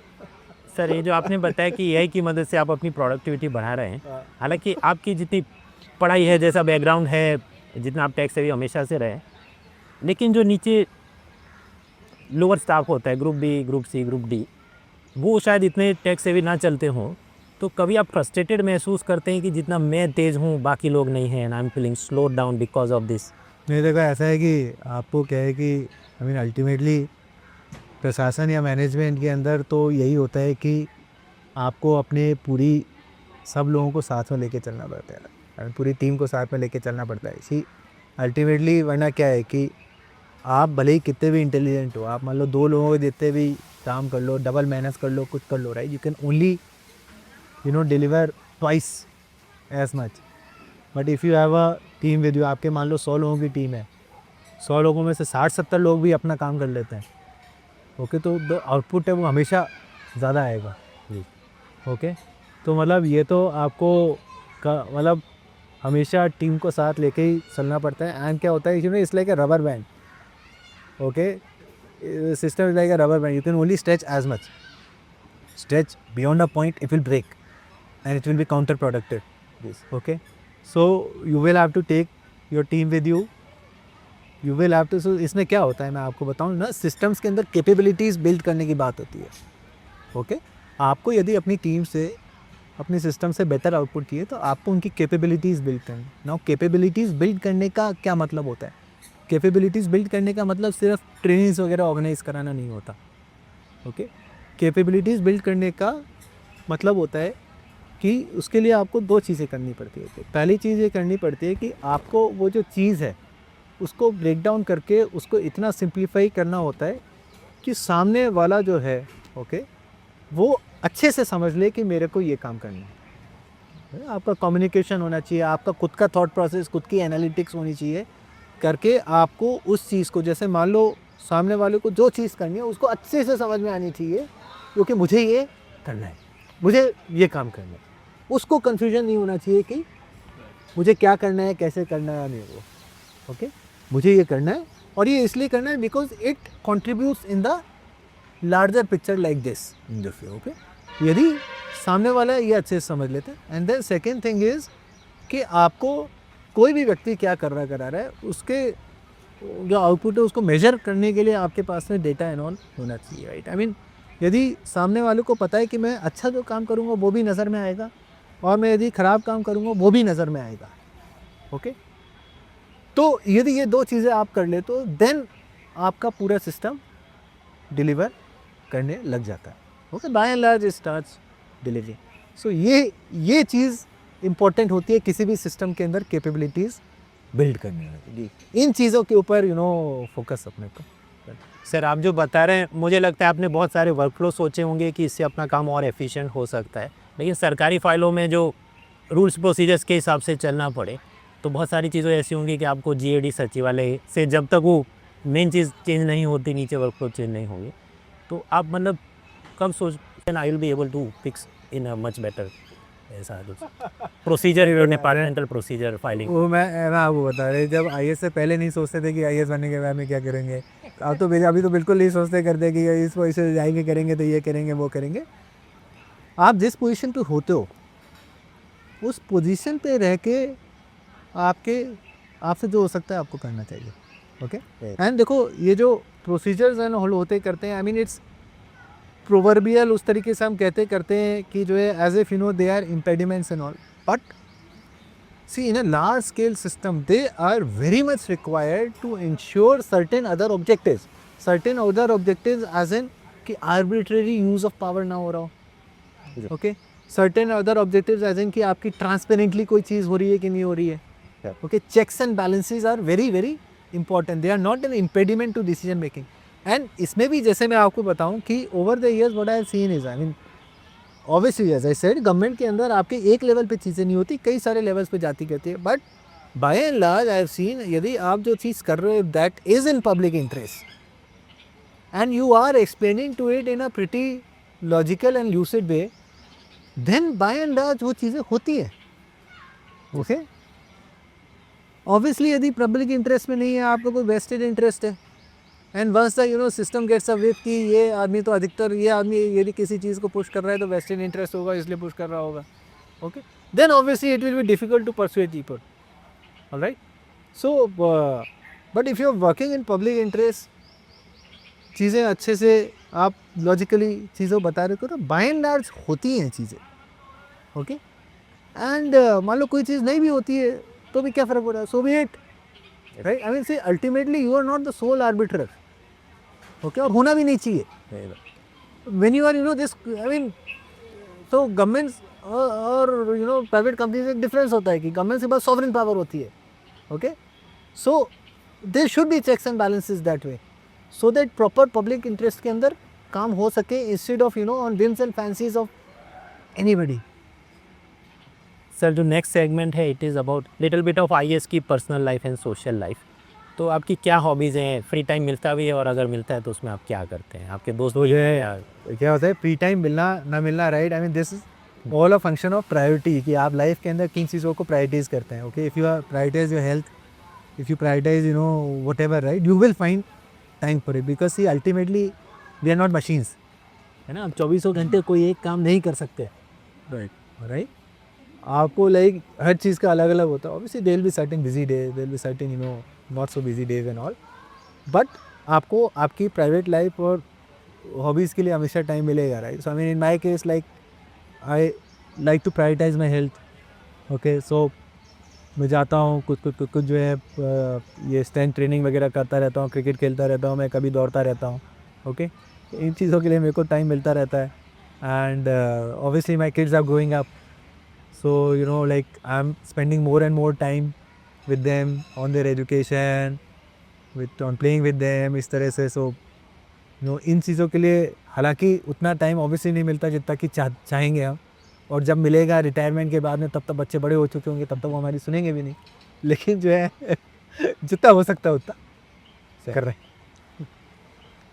Sir उसके बाद फ्रेंड सर्कल पर प्रश्न ये था कि क्योंकि आप कलेक्टर हैं तो बहुत सारे लोग आपसे मित्रता बनाना चाहें, करीब आना चाहें ताकि कुछ काम निकलवाना है या बाहर दोस्त जमानी है, तो आप अपने को कैसे आइसोलेट रखते हैं, और इस आइसोलेशन में क्या आपको लगता है कि आप अपने दोस्तों से भी दूर ही? एकदम आपकी बिल्कुल एकदम से सही बात है कि सी यही होता है कि the moment anybody walks into the room, okay, after all these year and तो आप लोगों का भी माइंड इस तरह से चलने लगे, after all these year mind में यही बैक ऑफ द माइंड में यही कैलकुलेशन चलती है, and why is this person यार कमिंग टू, कुछ क्या इनका क्या है, मतलब व्हाट इज़ द रीज़न है, एंड ऑब्वियसली लाइक अधिकतर जो भी बातें करते हैं they are for certain transaction, maybe they want something done from us, okay.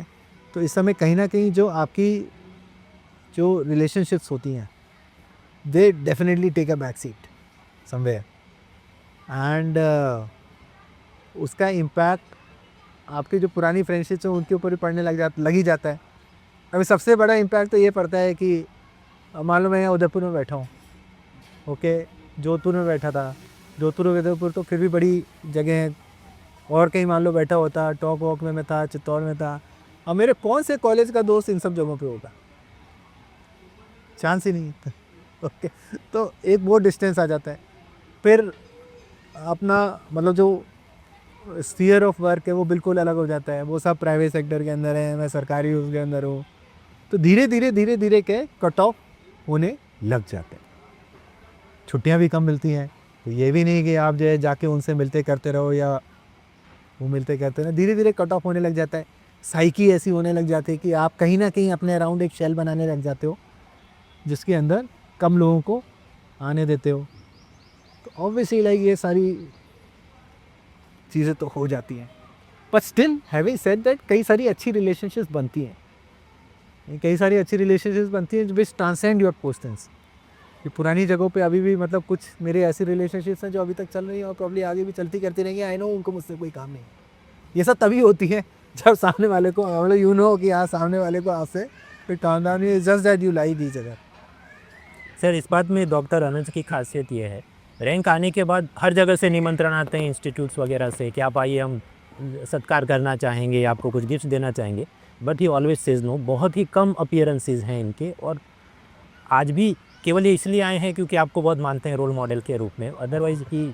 तो डॉक्टर साहब ये आपको भी प्रश्न है कि ये जो आप थोड़ा सबसे अलग रखते हैं ताकि एक अपनी गरिमा बनी रहे, तो डू यू थिंक कि अब धीरे धीरे लोग बदल रहे हैं, या जो आपको पहले ट्रीट करते थे आपके relatives friends, how do you see this? Sir मतलब जो लार्जली सर ने बोला दैट इज़ ट्रू, और सर मतलब अभी तो इतना ज़्यादा एक्सपीरियंस नहीं कर रहे हैं, बट इवेंचुअली आगे जाके सर मतलब वैसा सा हो सकता है सर ऐसा कुछ, बट कोशिश करेंगे सर कि कुछ लोग जैसे मतलब लार्जली फैमिली में रूटेड लोग होते हैं तो फैमिली का सबसे ज़्यादा सपोर्ट होता है, और कुछ लोग ऐसे आपको ज़रूर लाइफ में ऐसे मिलते हैं कि जो लोग मैटर नहीं करते इस चीज़ से कि आप क्या काम कर रहे हैं, आपके रिजल्ट से पहले भी वो उसी तरह आपसे ट्रीट कर रहे थे, उसके बाद भी आपको उसी तरह ट्रीट कर रहे हैं, तो वो डेफिनेटली आपकी लाइफ में रहते हैं। और सर बाकी तो मतलब हो जाता है सर सब कुछ उस हिसाब से आगे मैनेज। सर ये जो आपने बात की कि एक शेल बना के रखना पड़ता है ताकि आपकी गरिमा बनी रहे और एफिशिएंटली काम हो, how do you see this after retirement? मतलब मेरा ये ऑब्जर्वेशन है गुजरात में कुछ रिटायर्ड IAS ऑफिसर्स को देख के कि वो दूसरे राज्य से आए थे, अब उन्होंने मकान गांधीनगर अहमदाबाद में लिए, सारे रिश्तेदार कहीं और हैं, बच्चे विदेश चले गए, पत्नी का देहांत हो गया, और अकेलेपन में मतलब 3 साल 5 साल में उनकी भी डेथ हो जाती है। And I feel bad looking at all this. आप अपना रिटायरमेंट कैसे देखते हैं? हालांकि मतलब अभी तो काफ़ी टाइम है, मगर फिर भी see I mean whenever I think about it I will definitely be involve in academics. कहीं ना कहीं जाके कोई गेस्ट फैकल्टी के रूप में मैं कहीं ना कहीं पढ़ा रहा कर रहा हूँगा। आई लाइक टू टीच, और जो है मैं कहीं भी होता करता हूँ, मैं कभी तो मैंने जैसे IIM से किया है, IT से किया है, इन सब जगह जाके मैं कोई ना कोई कभी कभी लेक्चर देता रहता हूँ। मैं जोधपुर में था, वहाँ IIT जोधपुर था, बीच बीच में वहाँ लेक्चर देता रहता था कभी कभी। ऐसे यहाँ IIM है उदयपुर के अंदर, यहाँ भी जाके कुछ लेक्चर्स वगैरह देता करता रहूँगा। So I will definitely be involve in academics. उसके बाद में मेरे को लिखना अच्छा लगता है, ओके, मैं कुछ लिखता करता रहूँगा, और जो है मेरे को और क्या मतलब मैं थोड़ा कंप्यूटर गेम्स खेलता हूँ, मैं वो करता रहूँगा। So I am quite like happy and content with that. So I don't want कि मेरे को you know like I will be surrounded by 100 people 10 people, ये सब मेरे को वैसे भी नहीं चाहिए। अभी मैं जहाँ पोस्टेड होता मैं वहाँ पे भी कोशिश करता हूँ कि थोड़ा लो प्रोफाइल बना के करूँ।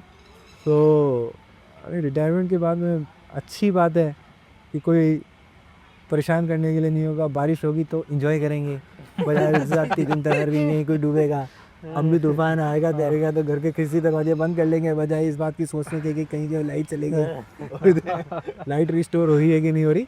So it will be good. Doctor साहब आपने रिटायरमेंट के बारे में सोचा है या? अभी तो शुरू हो रहा है सर करियर. अभी तो रिटायरमेंट दूर है. एक सवाल सर ये भी था कि मतलब आपने कहा कि मुझे पढ़ाना और ये तो मतलब आपने सोचा है कि सेबेटिकल लेंगे बीच में कहीं पढ़ने जाएंगे ऐसा कुछ कंटिन्यूइंग एजुकेशन? पहले सोचा था, but see the thing is कि now kids are growing up. Right.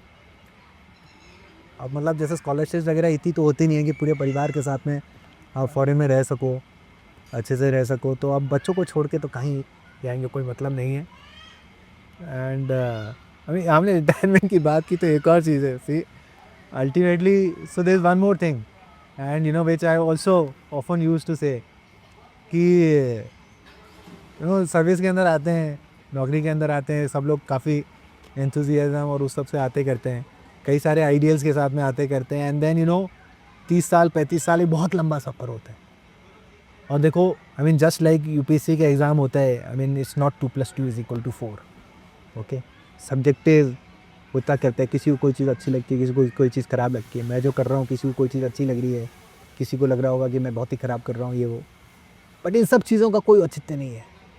Ultimately आपकी ACR FACR भरी जाती करती हैं. अल्टीमेटली इन सब चीज़ों का कोई औचित्य नहीं है.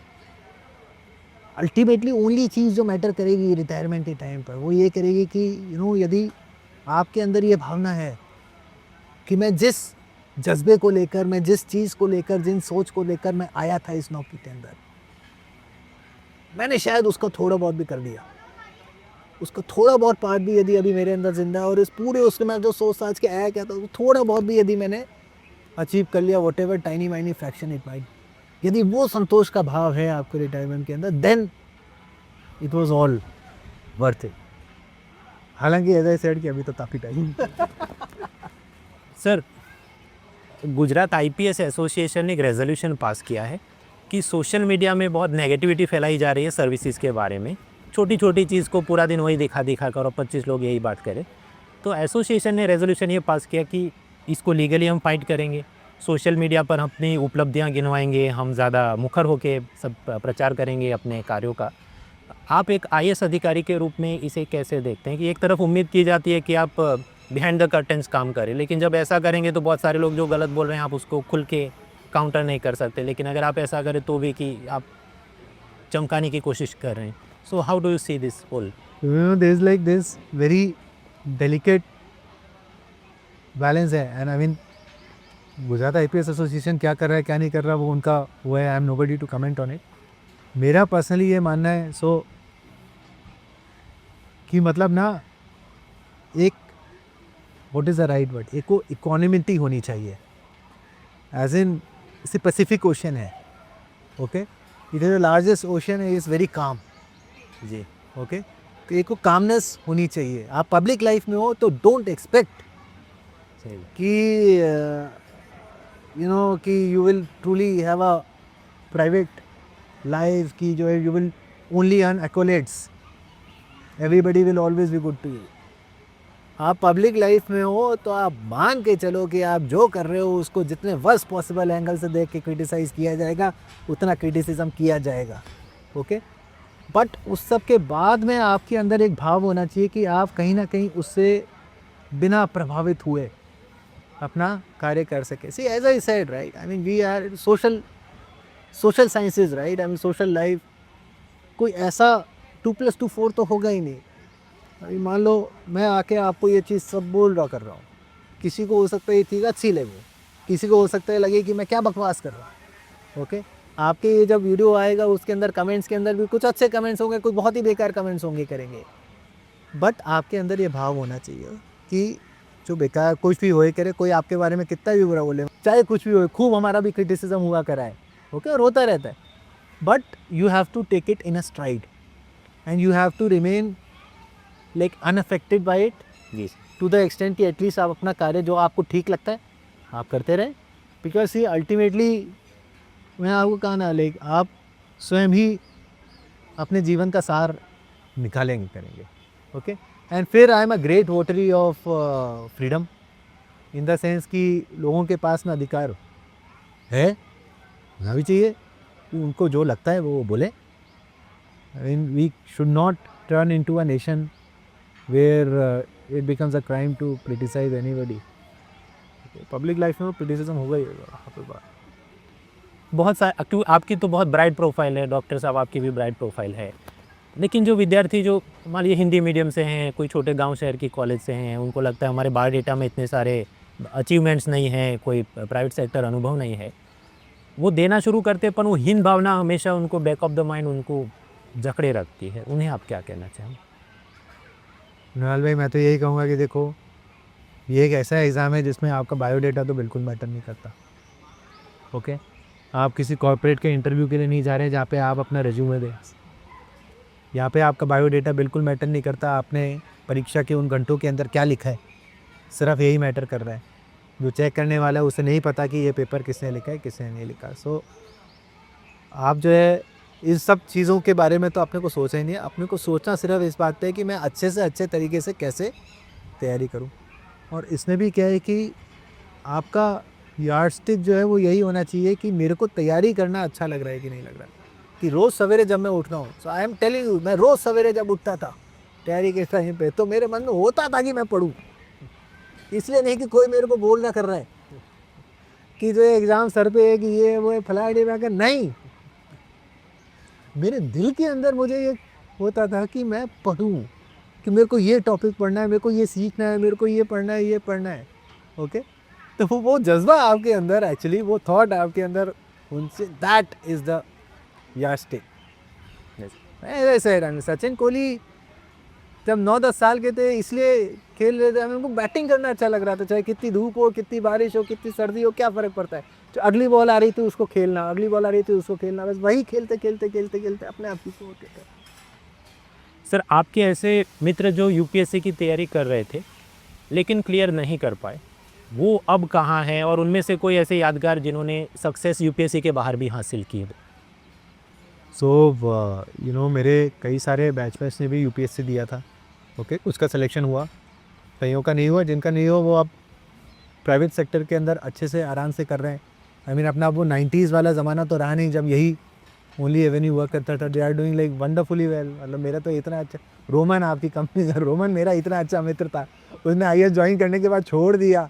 छोड़ के अब तो मतलब वो आई थिंक रिटायरमेंट ले चुके हैं, आराम से जाके इधर उधर जाके क्रिकेट खेलता रहता है. I mean what can be better life than that.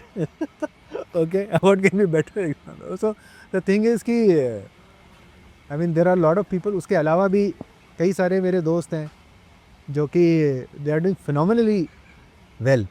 Actually सब अच्छी अच्छी जगह पर हैं, कहीं ना कहीं कुछ ना कुछ कर रहे हैं. ऑब्वियसली एक सेटबैक बीच में होता है इंटरवीनिंग टाइम के अंदर, but after that it's like, मतलब मेरी बुआ का लड़का ही था. ओके, उसका जो है उसने जयपुर में एक कॉलेज से किया था, उसके बाद में उसका अच्छा प्लेसमेंट भी हो गया था. फिर उसको यूपीएससी, उसने सोचा यूपीएससी करे. मेरे साथ कमरे में रह के, दिल्ली में रह के वो तैयारी भी किया था 1 साल, और उसका नहीं हुआ. शायद आई थिंक 3-4 अटैम्प्ट दिए थे, नहीं हुआ. ऑब्वियसली जो नौकरी लगी थी वो तो चली गई. उसके बाद ही struggle, but now is doing phenomenally, आराम से कर रहा है.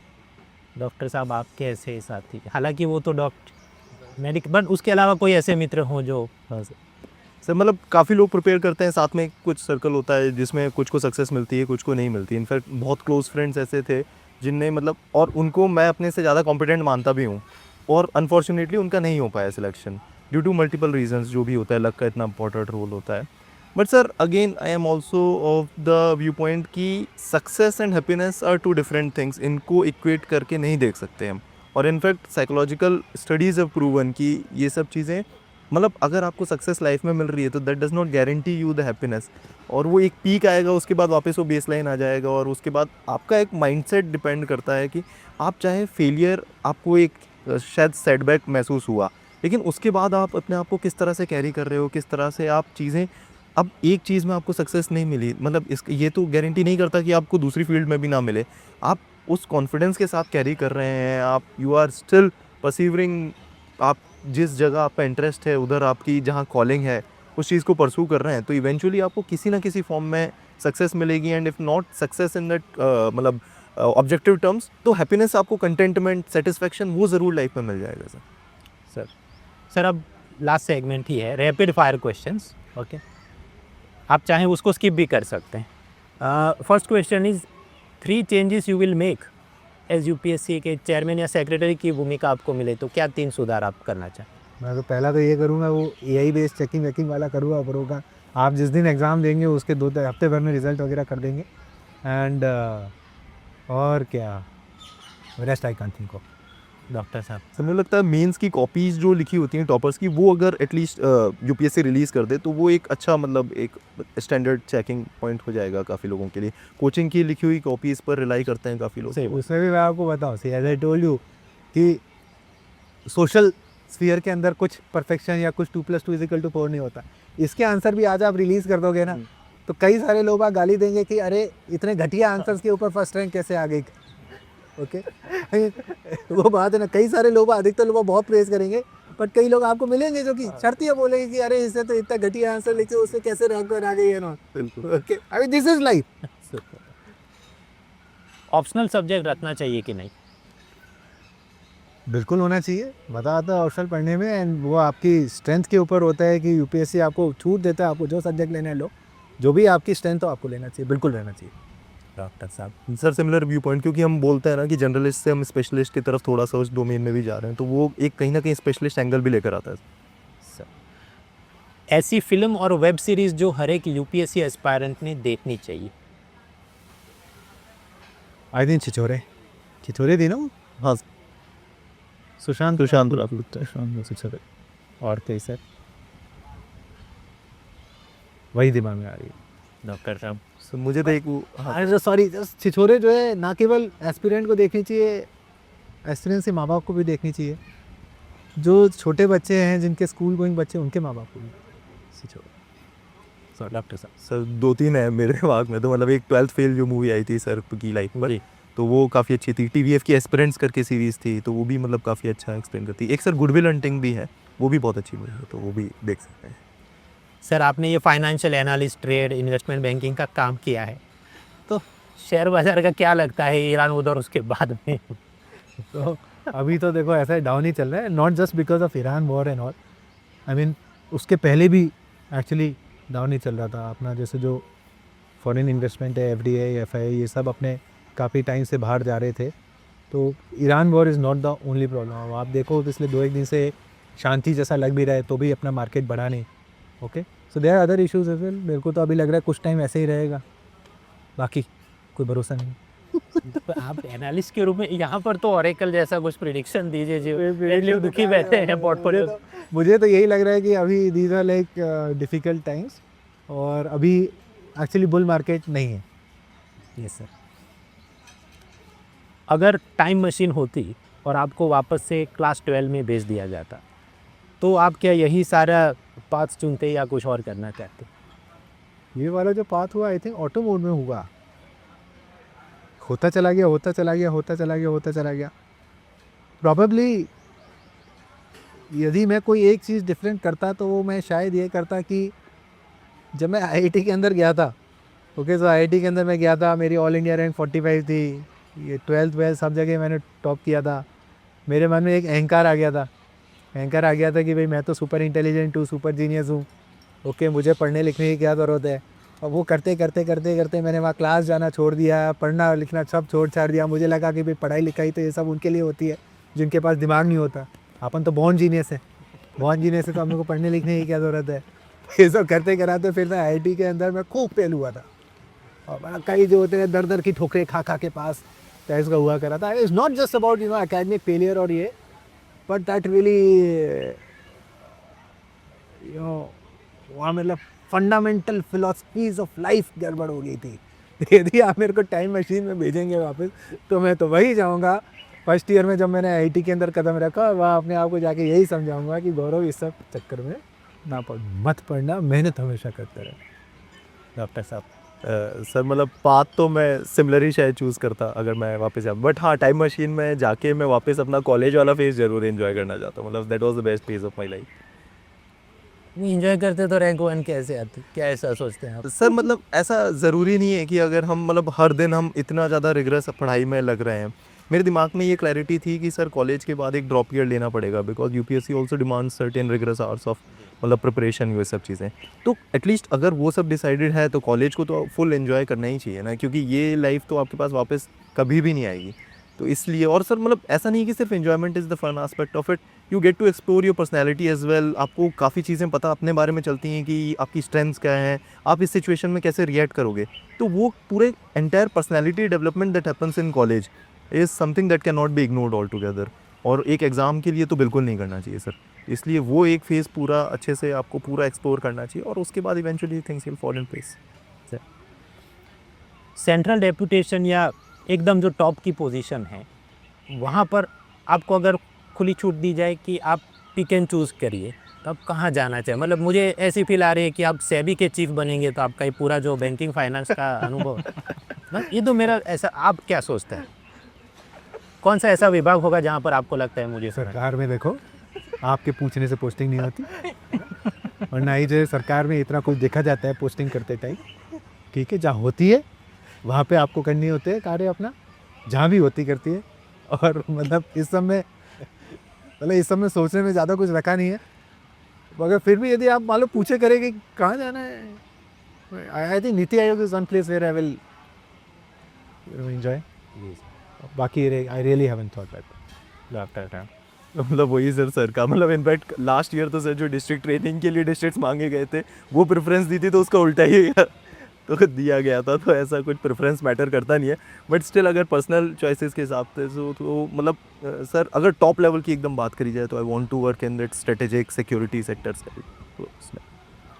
आपके मोबाइल में ऐसे कौन से ऐप्स हैं कि उसके बगैर आप नहीं रह सकते? हम लोग देखो ऐसा है, अब सरकारी आदमी हो गए तो हमारे जो सरकारी ऐप्स है, राजकाज ऐप है, हमारी सारी फाइलें अब उसके ऊपर होती हैं, और व्हाट्सएप है, ओके, एंड आपका ये जेमिनी है, हमें गूगल का एआई मोड, तो ये 3 तो चाहिए ही चाहिए। डॉक्टर साहब सर यूट्यूब एंड व्हाट्सएप बस मतलब यही और कोई सोशल मीडिया है नहीं सर मेरे पास, तो मैं इन पे सबसे ज़्यादा रिलाई करता हूँ। ये चीज़ बड़ी इंपॉर्टेंट है, सोशल मीडिया से भी थोड़ा दूर रहना होता है। सही बात। अगर आप ट्विटर पर जाएंगे तो मैं देखता था कि ट्विटर के ऊपर हर कोई बस लड़ता रहता है, हर चीज़ के ऊपर लड़ता रहता है। तो उससे क्या है कि हमें slowly starts affecting your psyche as well. Okay, is very important to like maintain a distance from social media.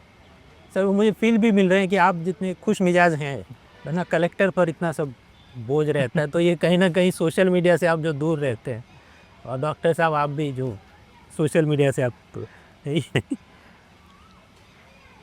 3 things you will always carry with yourself as IAS officers. वो वस्तु भी हो सकती है, कोई मूल्य भी हो सकता है, या कुछ और भी हो सकता है। As IAS officer, 3 things I will always carry with myself. I don't know. मतलब मेरा क्या है कि थोड़ा ना मेरा हमेशा से एक थोड़ा सा फंडामेंटली एक वो डिफरेंस रहा है, एज इन कि मैं किसी चीज़ से अपने आप को अटैच नहीं करता। ओके, मैं आपको बड़ा फेमस एग्जांपल जो बोलता रहता हूँ कि not famous example, I think मैं बोलता रहता हूँ कि ना एक प्रोवर्बियल तौलिया होता है। सरकारी ऑफिसों में आप जाएंगे करेंगे तो देखेंगे कुर्सी के ऊपर एक तौलिया बंधा होता है जिसके ऊपर white towel, okay, white towel होता है, जो भी कलर वाला रोए करे, ओके।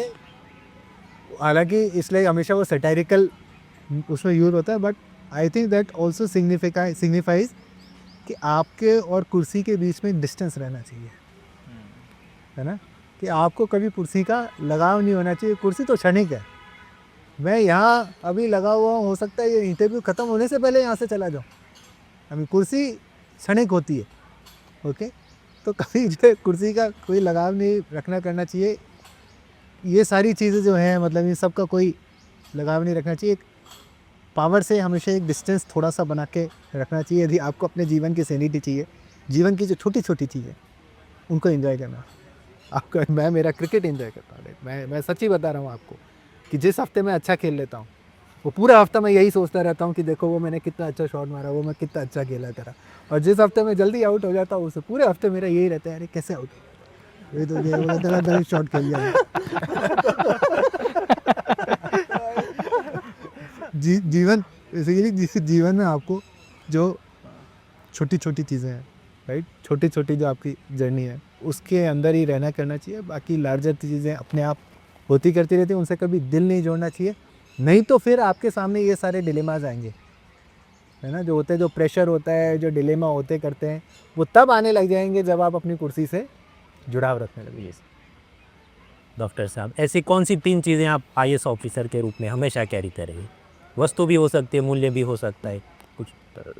सर मुझे लगता है कि ऐसे मतलब पेशेंस, ह्यूमिलिटी एंड स्माइल।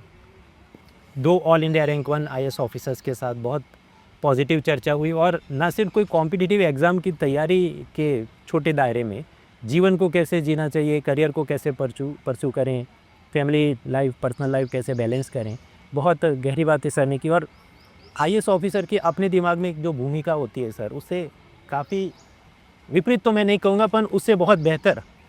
और आपकी ये खुशी और उत्साह हमेशा बना रहे, और मुझे यकीन है बना रहेगा। आपका बहुत बहुत आभार डॉक्टर साहब। आपकी सफलता से हमें हमेशा आनंद होता है, आपका जो स्वभाव है, और आप भी विद्यार्थियों को इस प्रकार जो प्रेरित करते रहते हैं। तो कार्यक्रम में जुड़ने का बहुत बहुत आप दोनों का आभार। और बहुत सारे और भी प्रश्न थे, लेकिन हम समय मर्यादा में पूछ नहीं पाए। बट चैनल को सब्सक्राइब जरूर करें, ताकि दूसरी बार कोई और सेशन में हम सर के साथ और इंटरेक्शन कर सकें। Let's crash.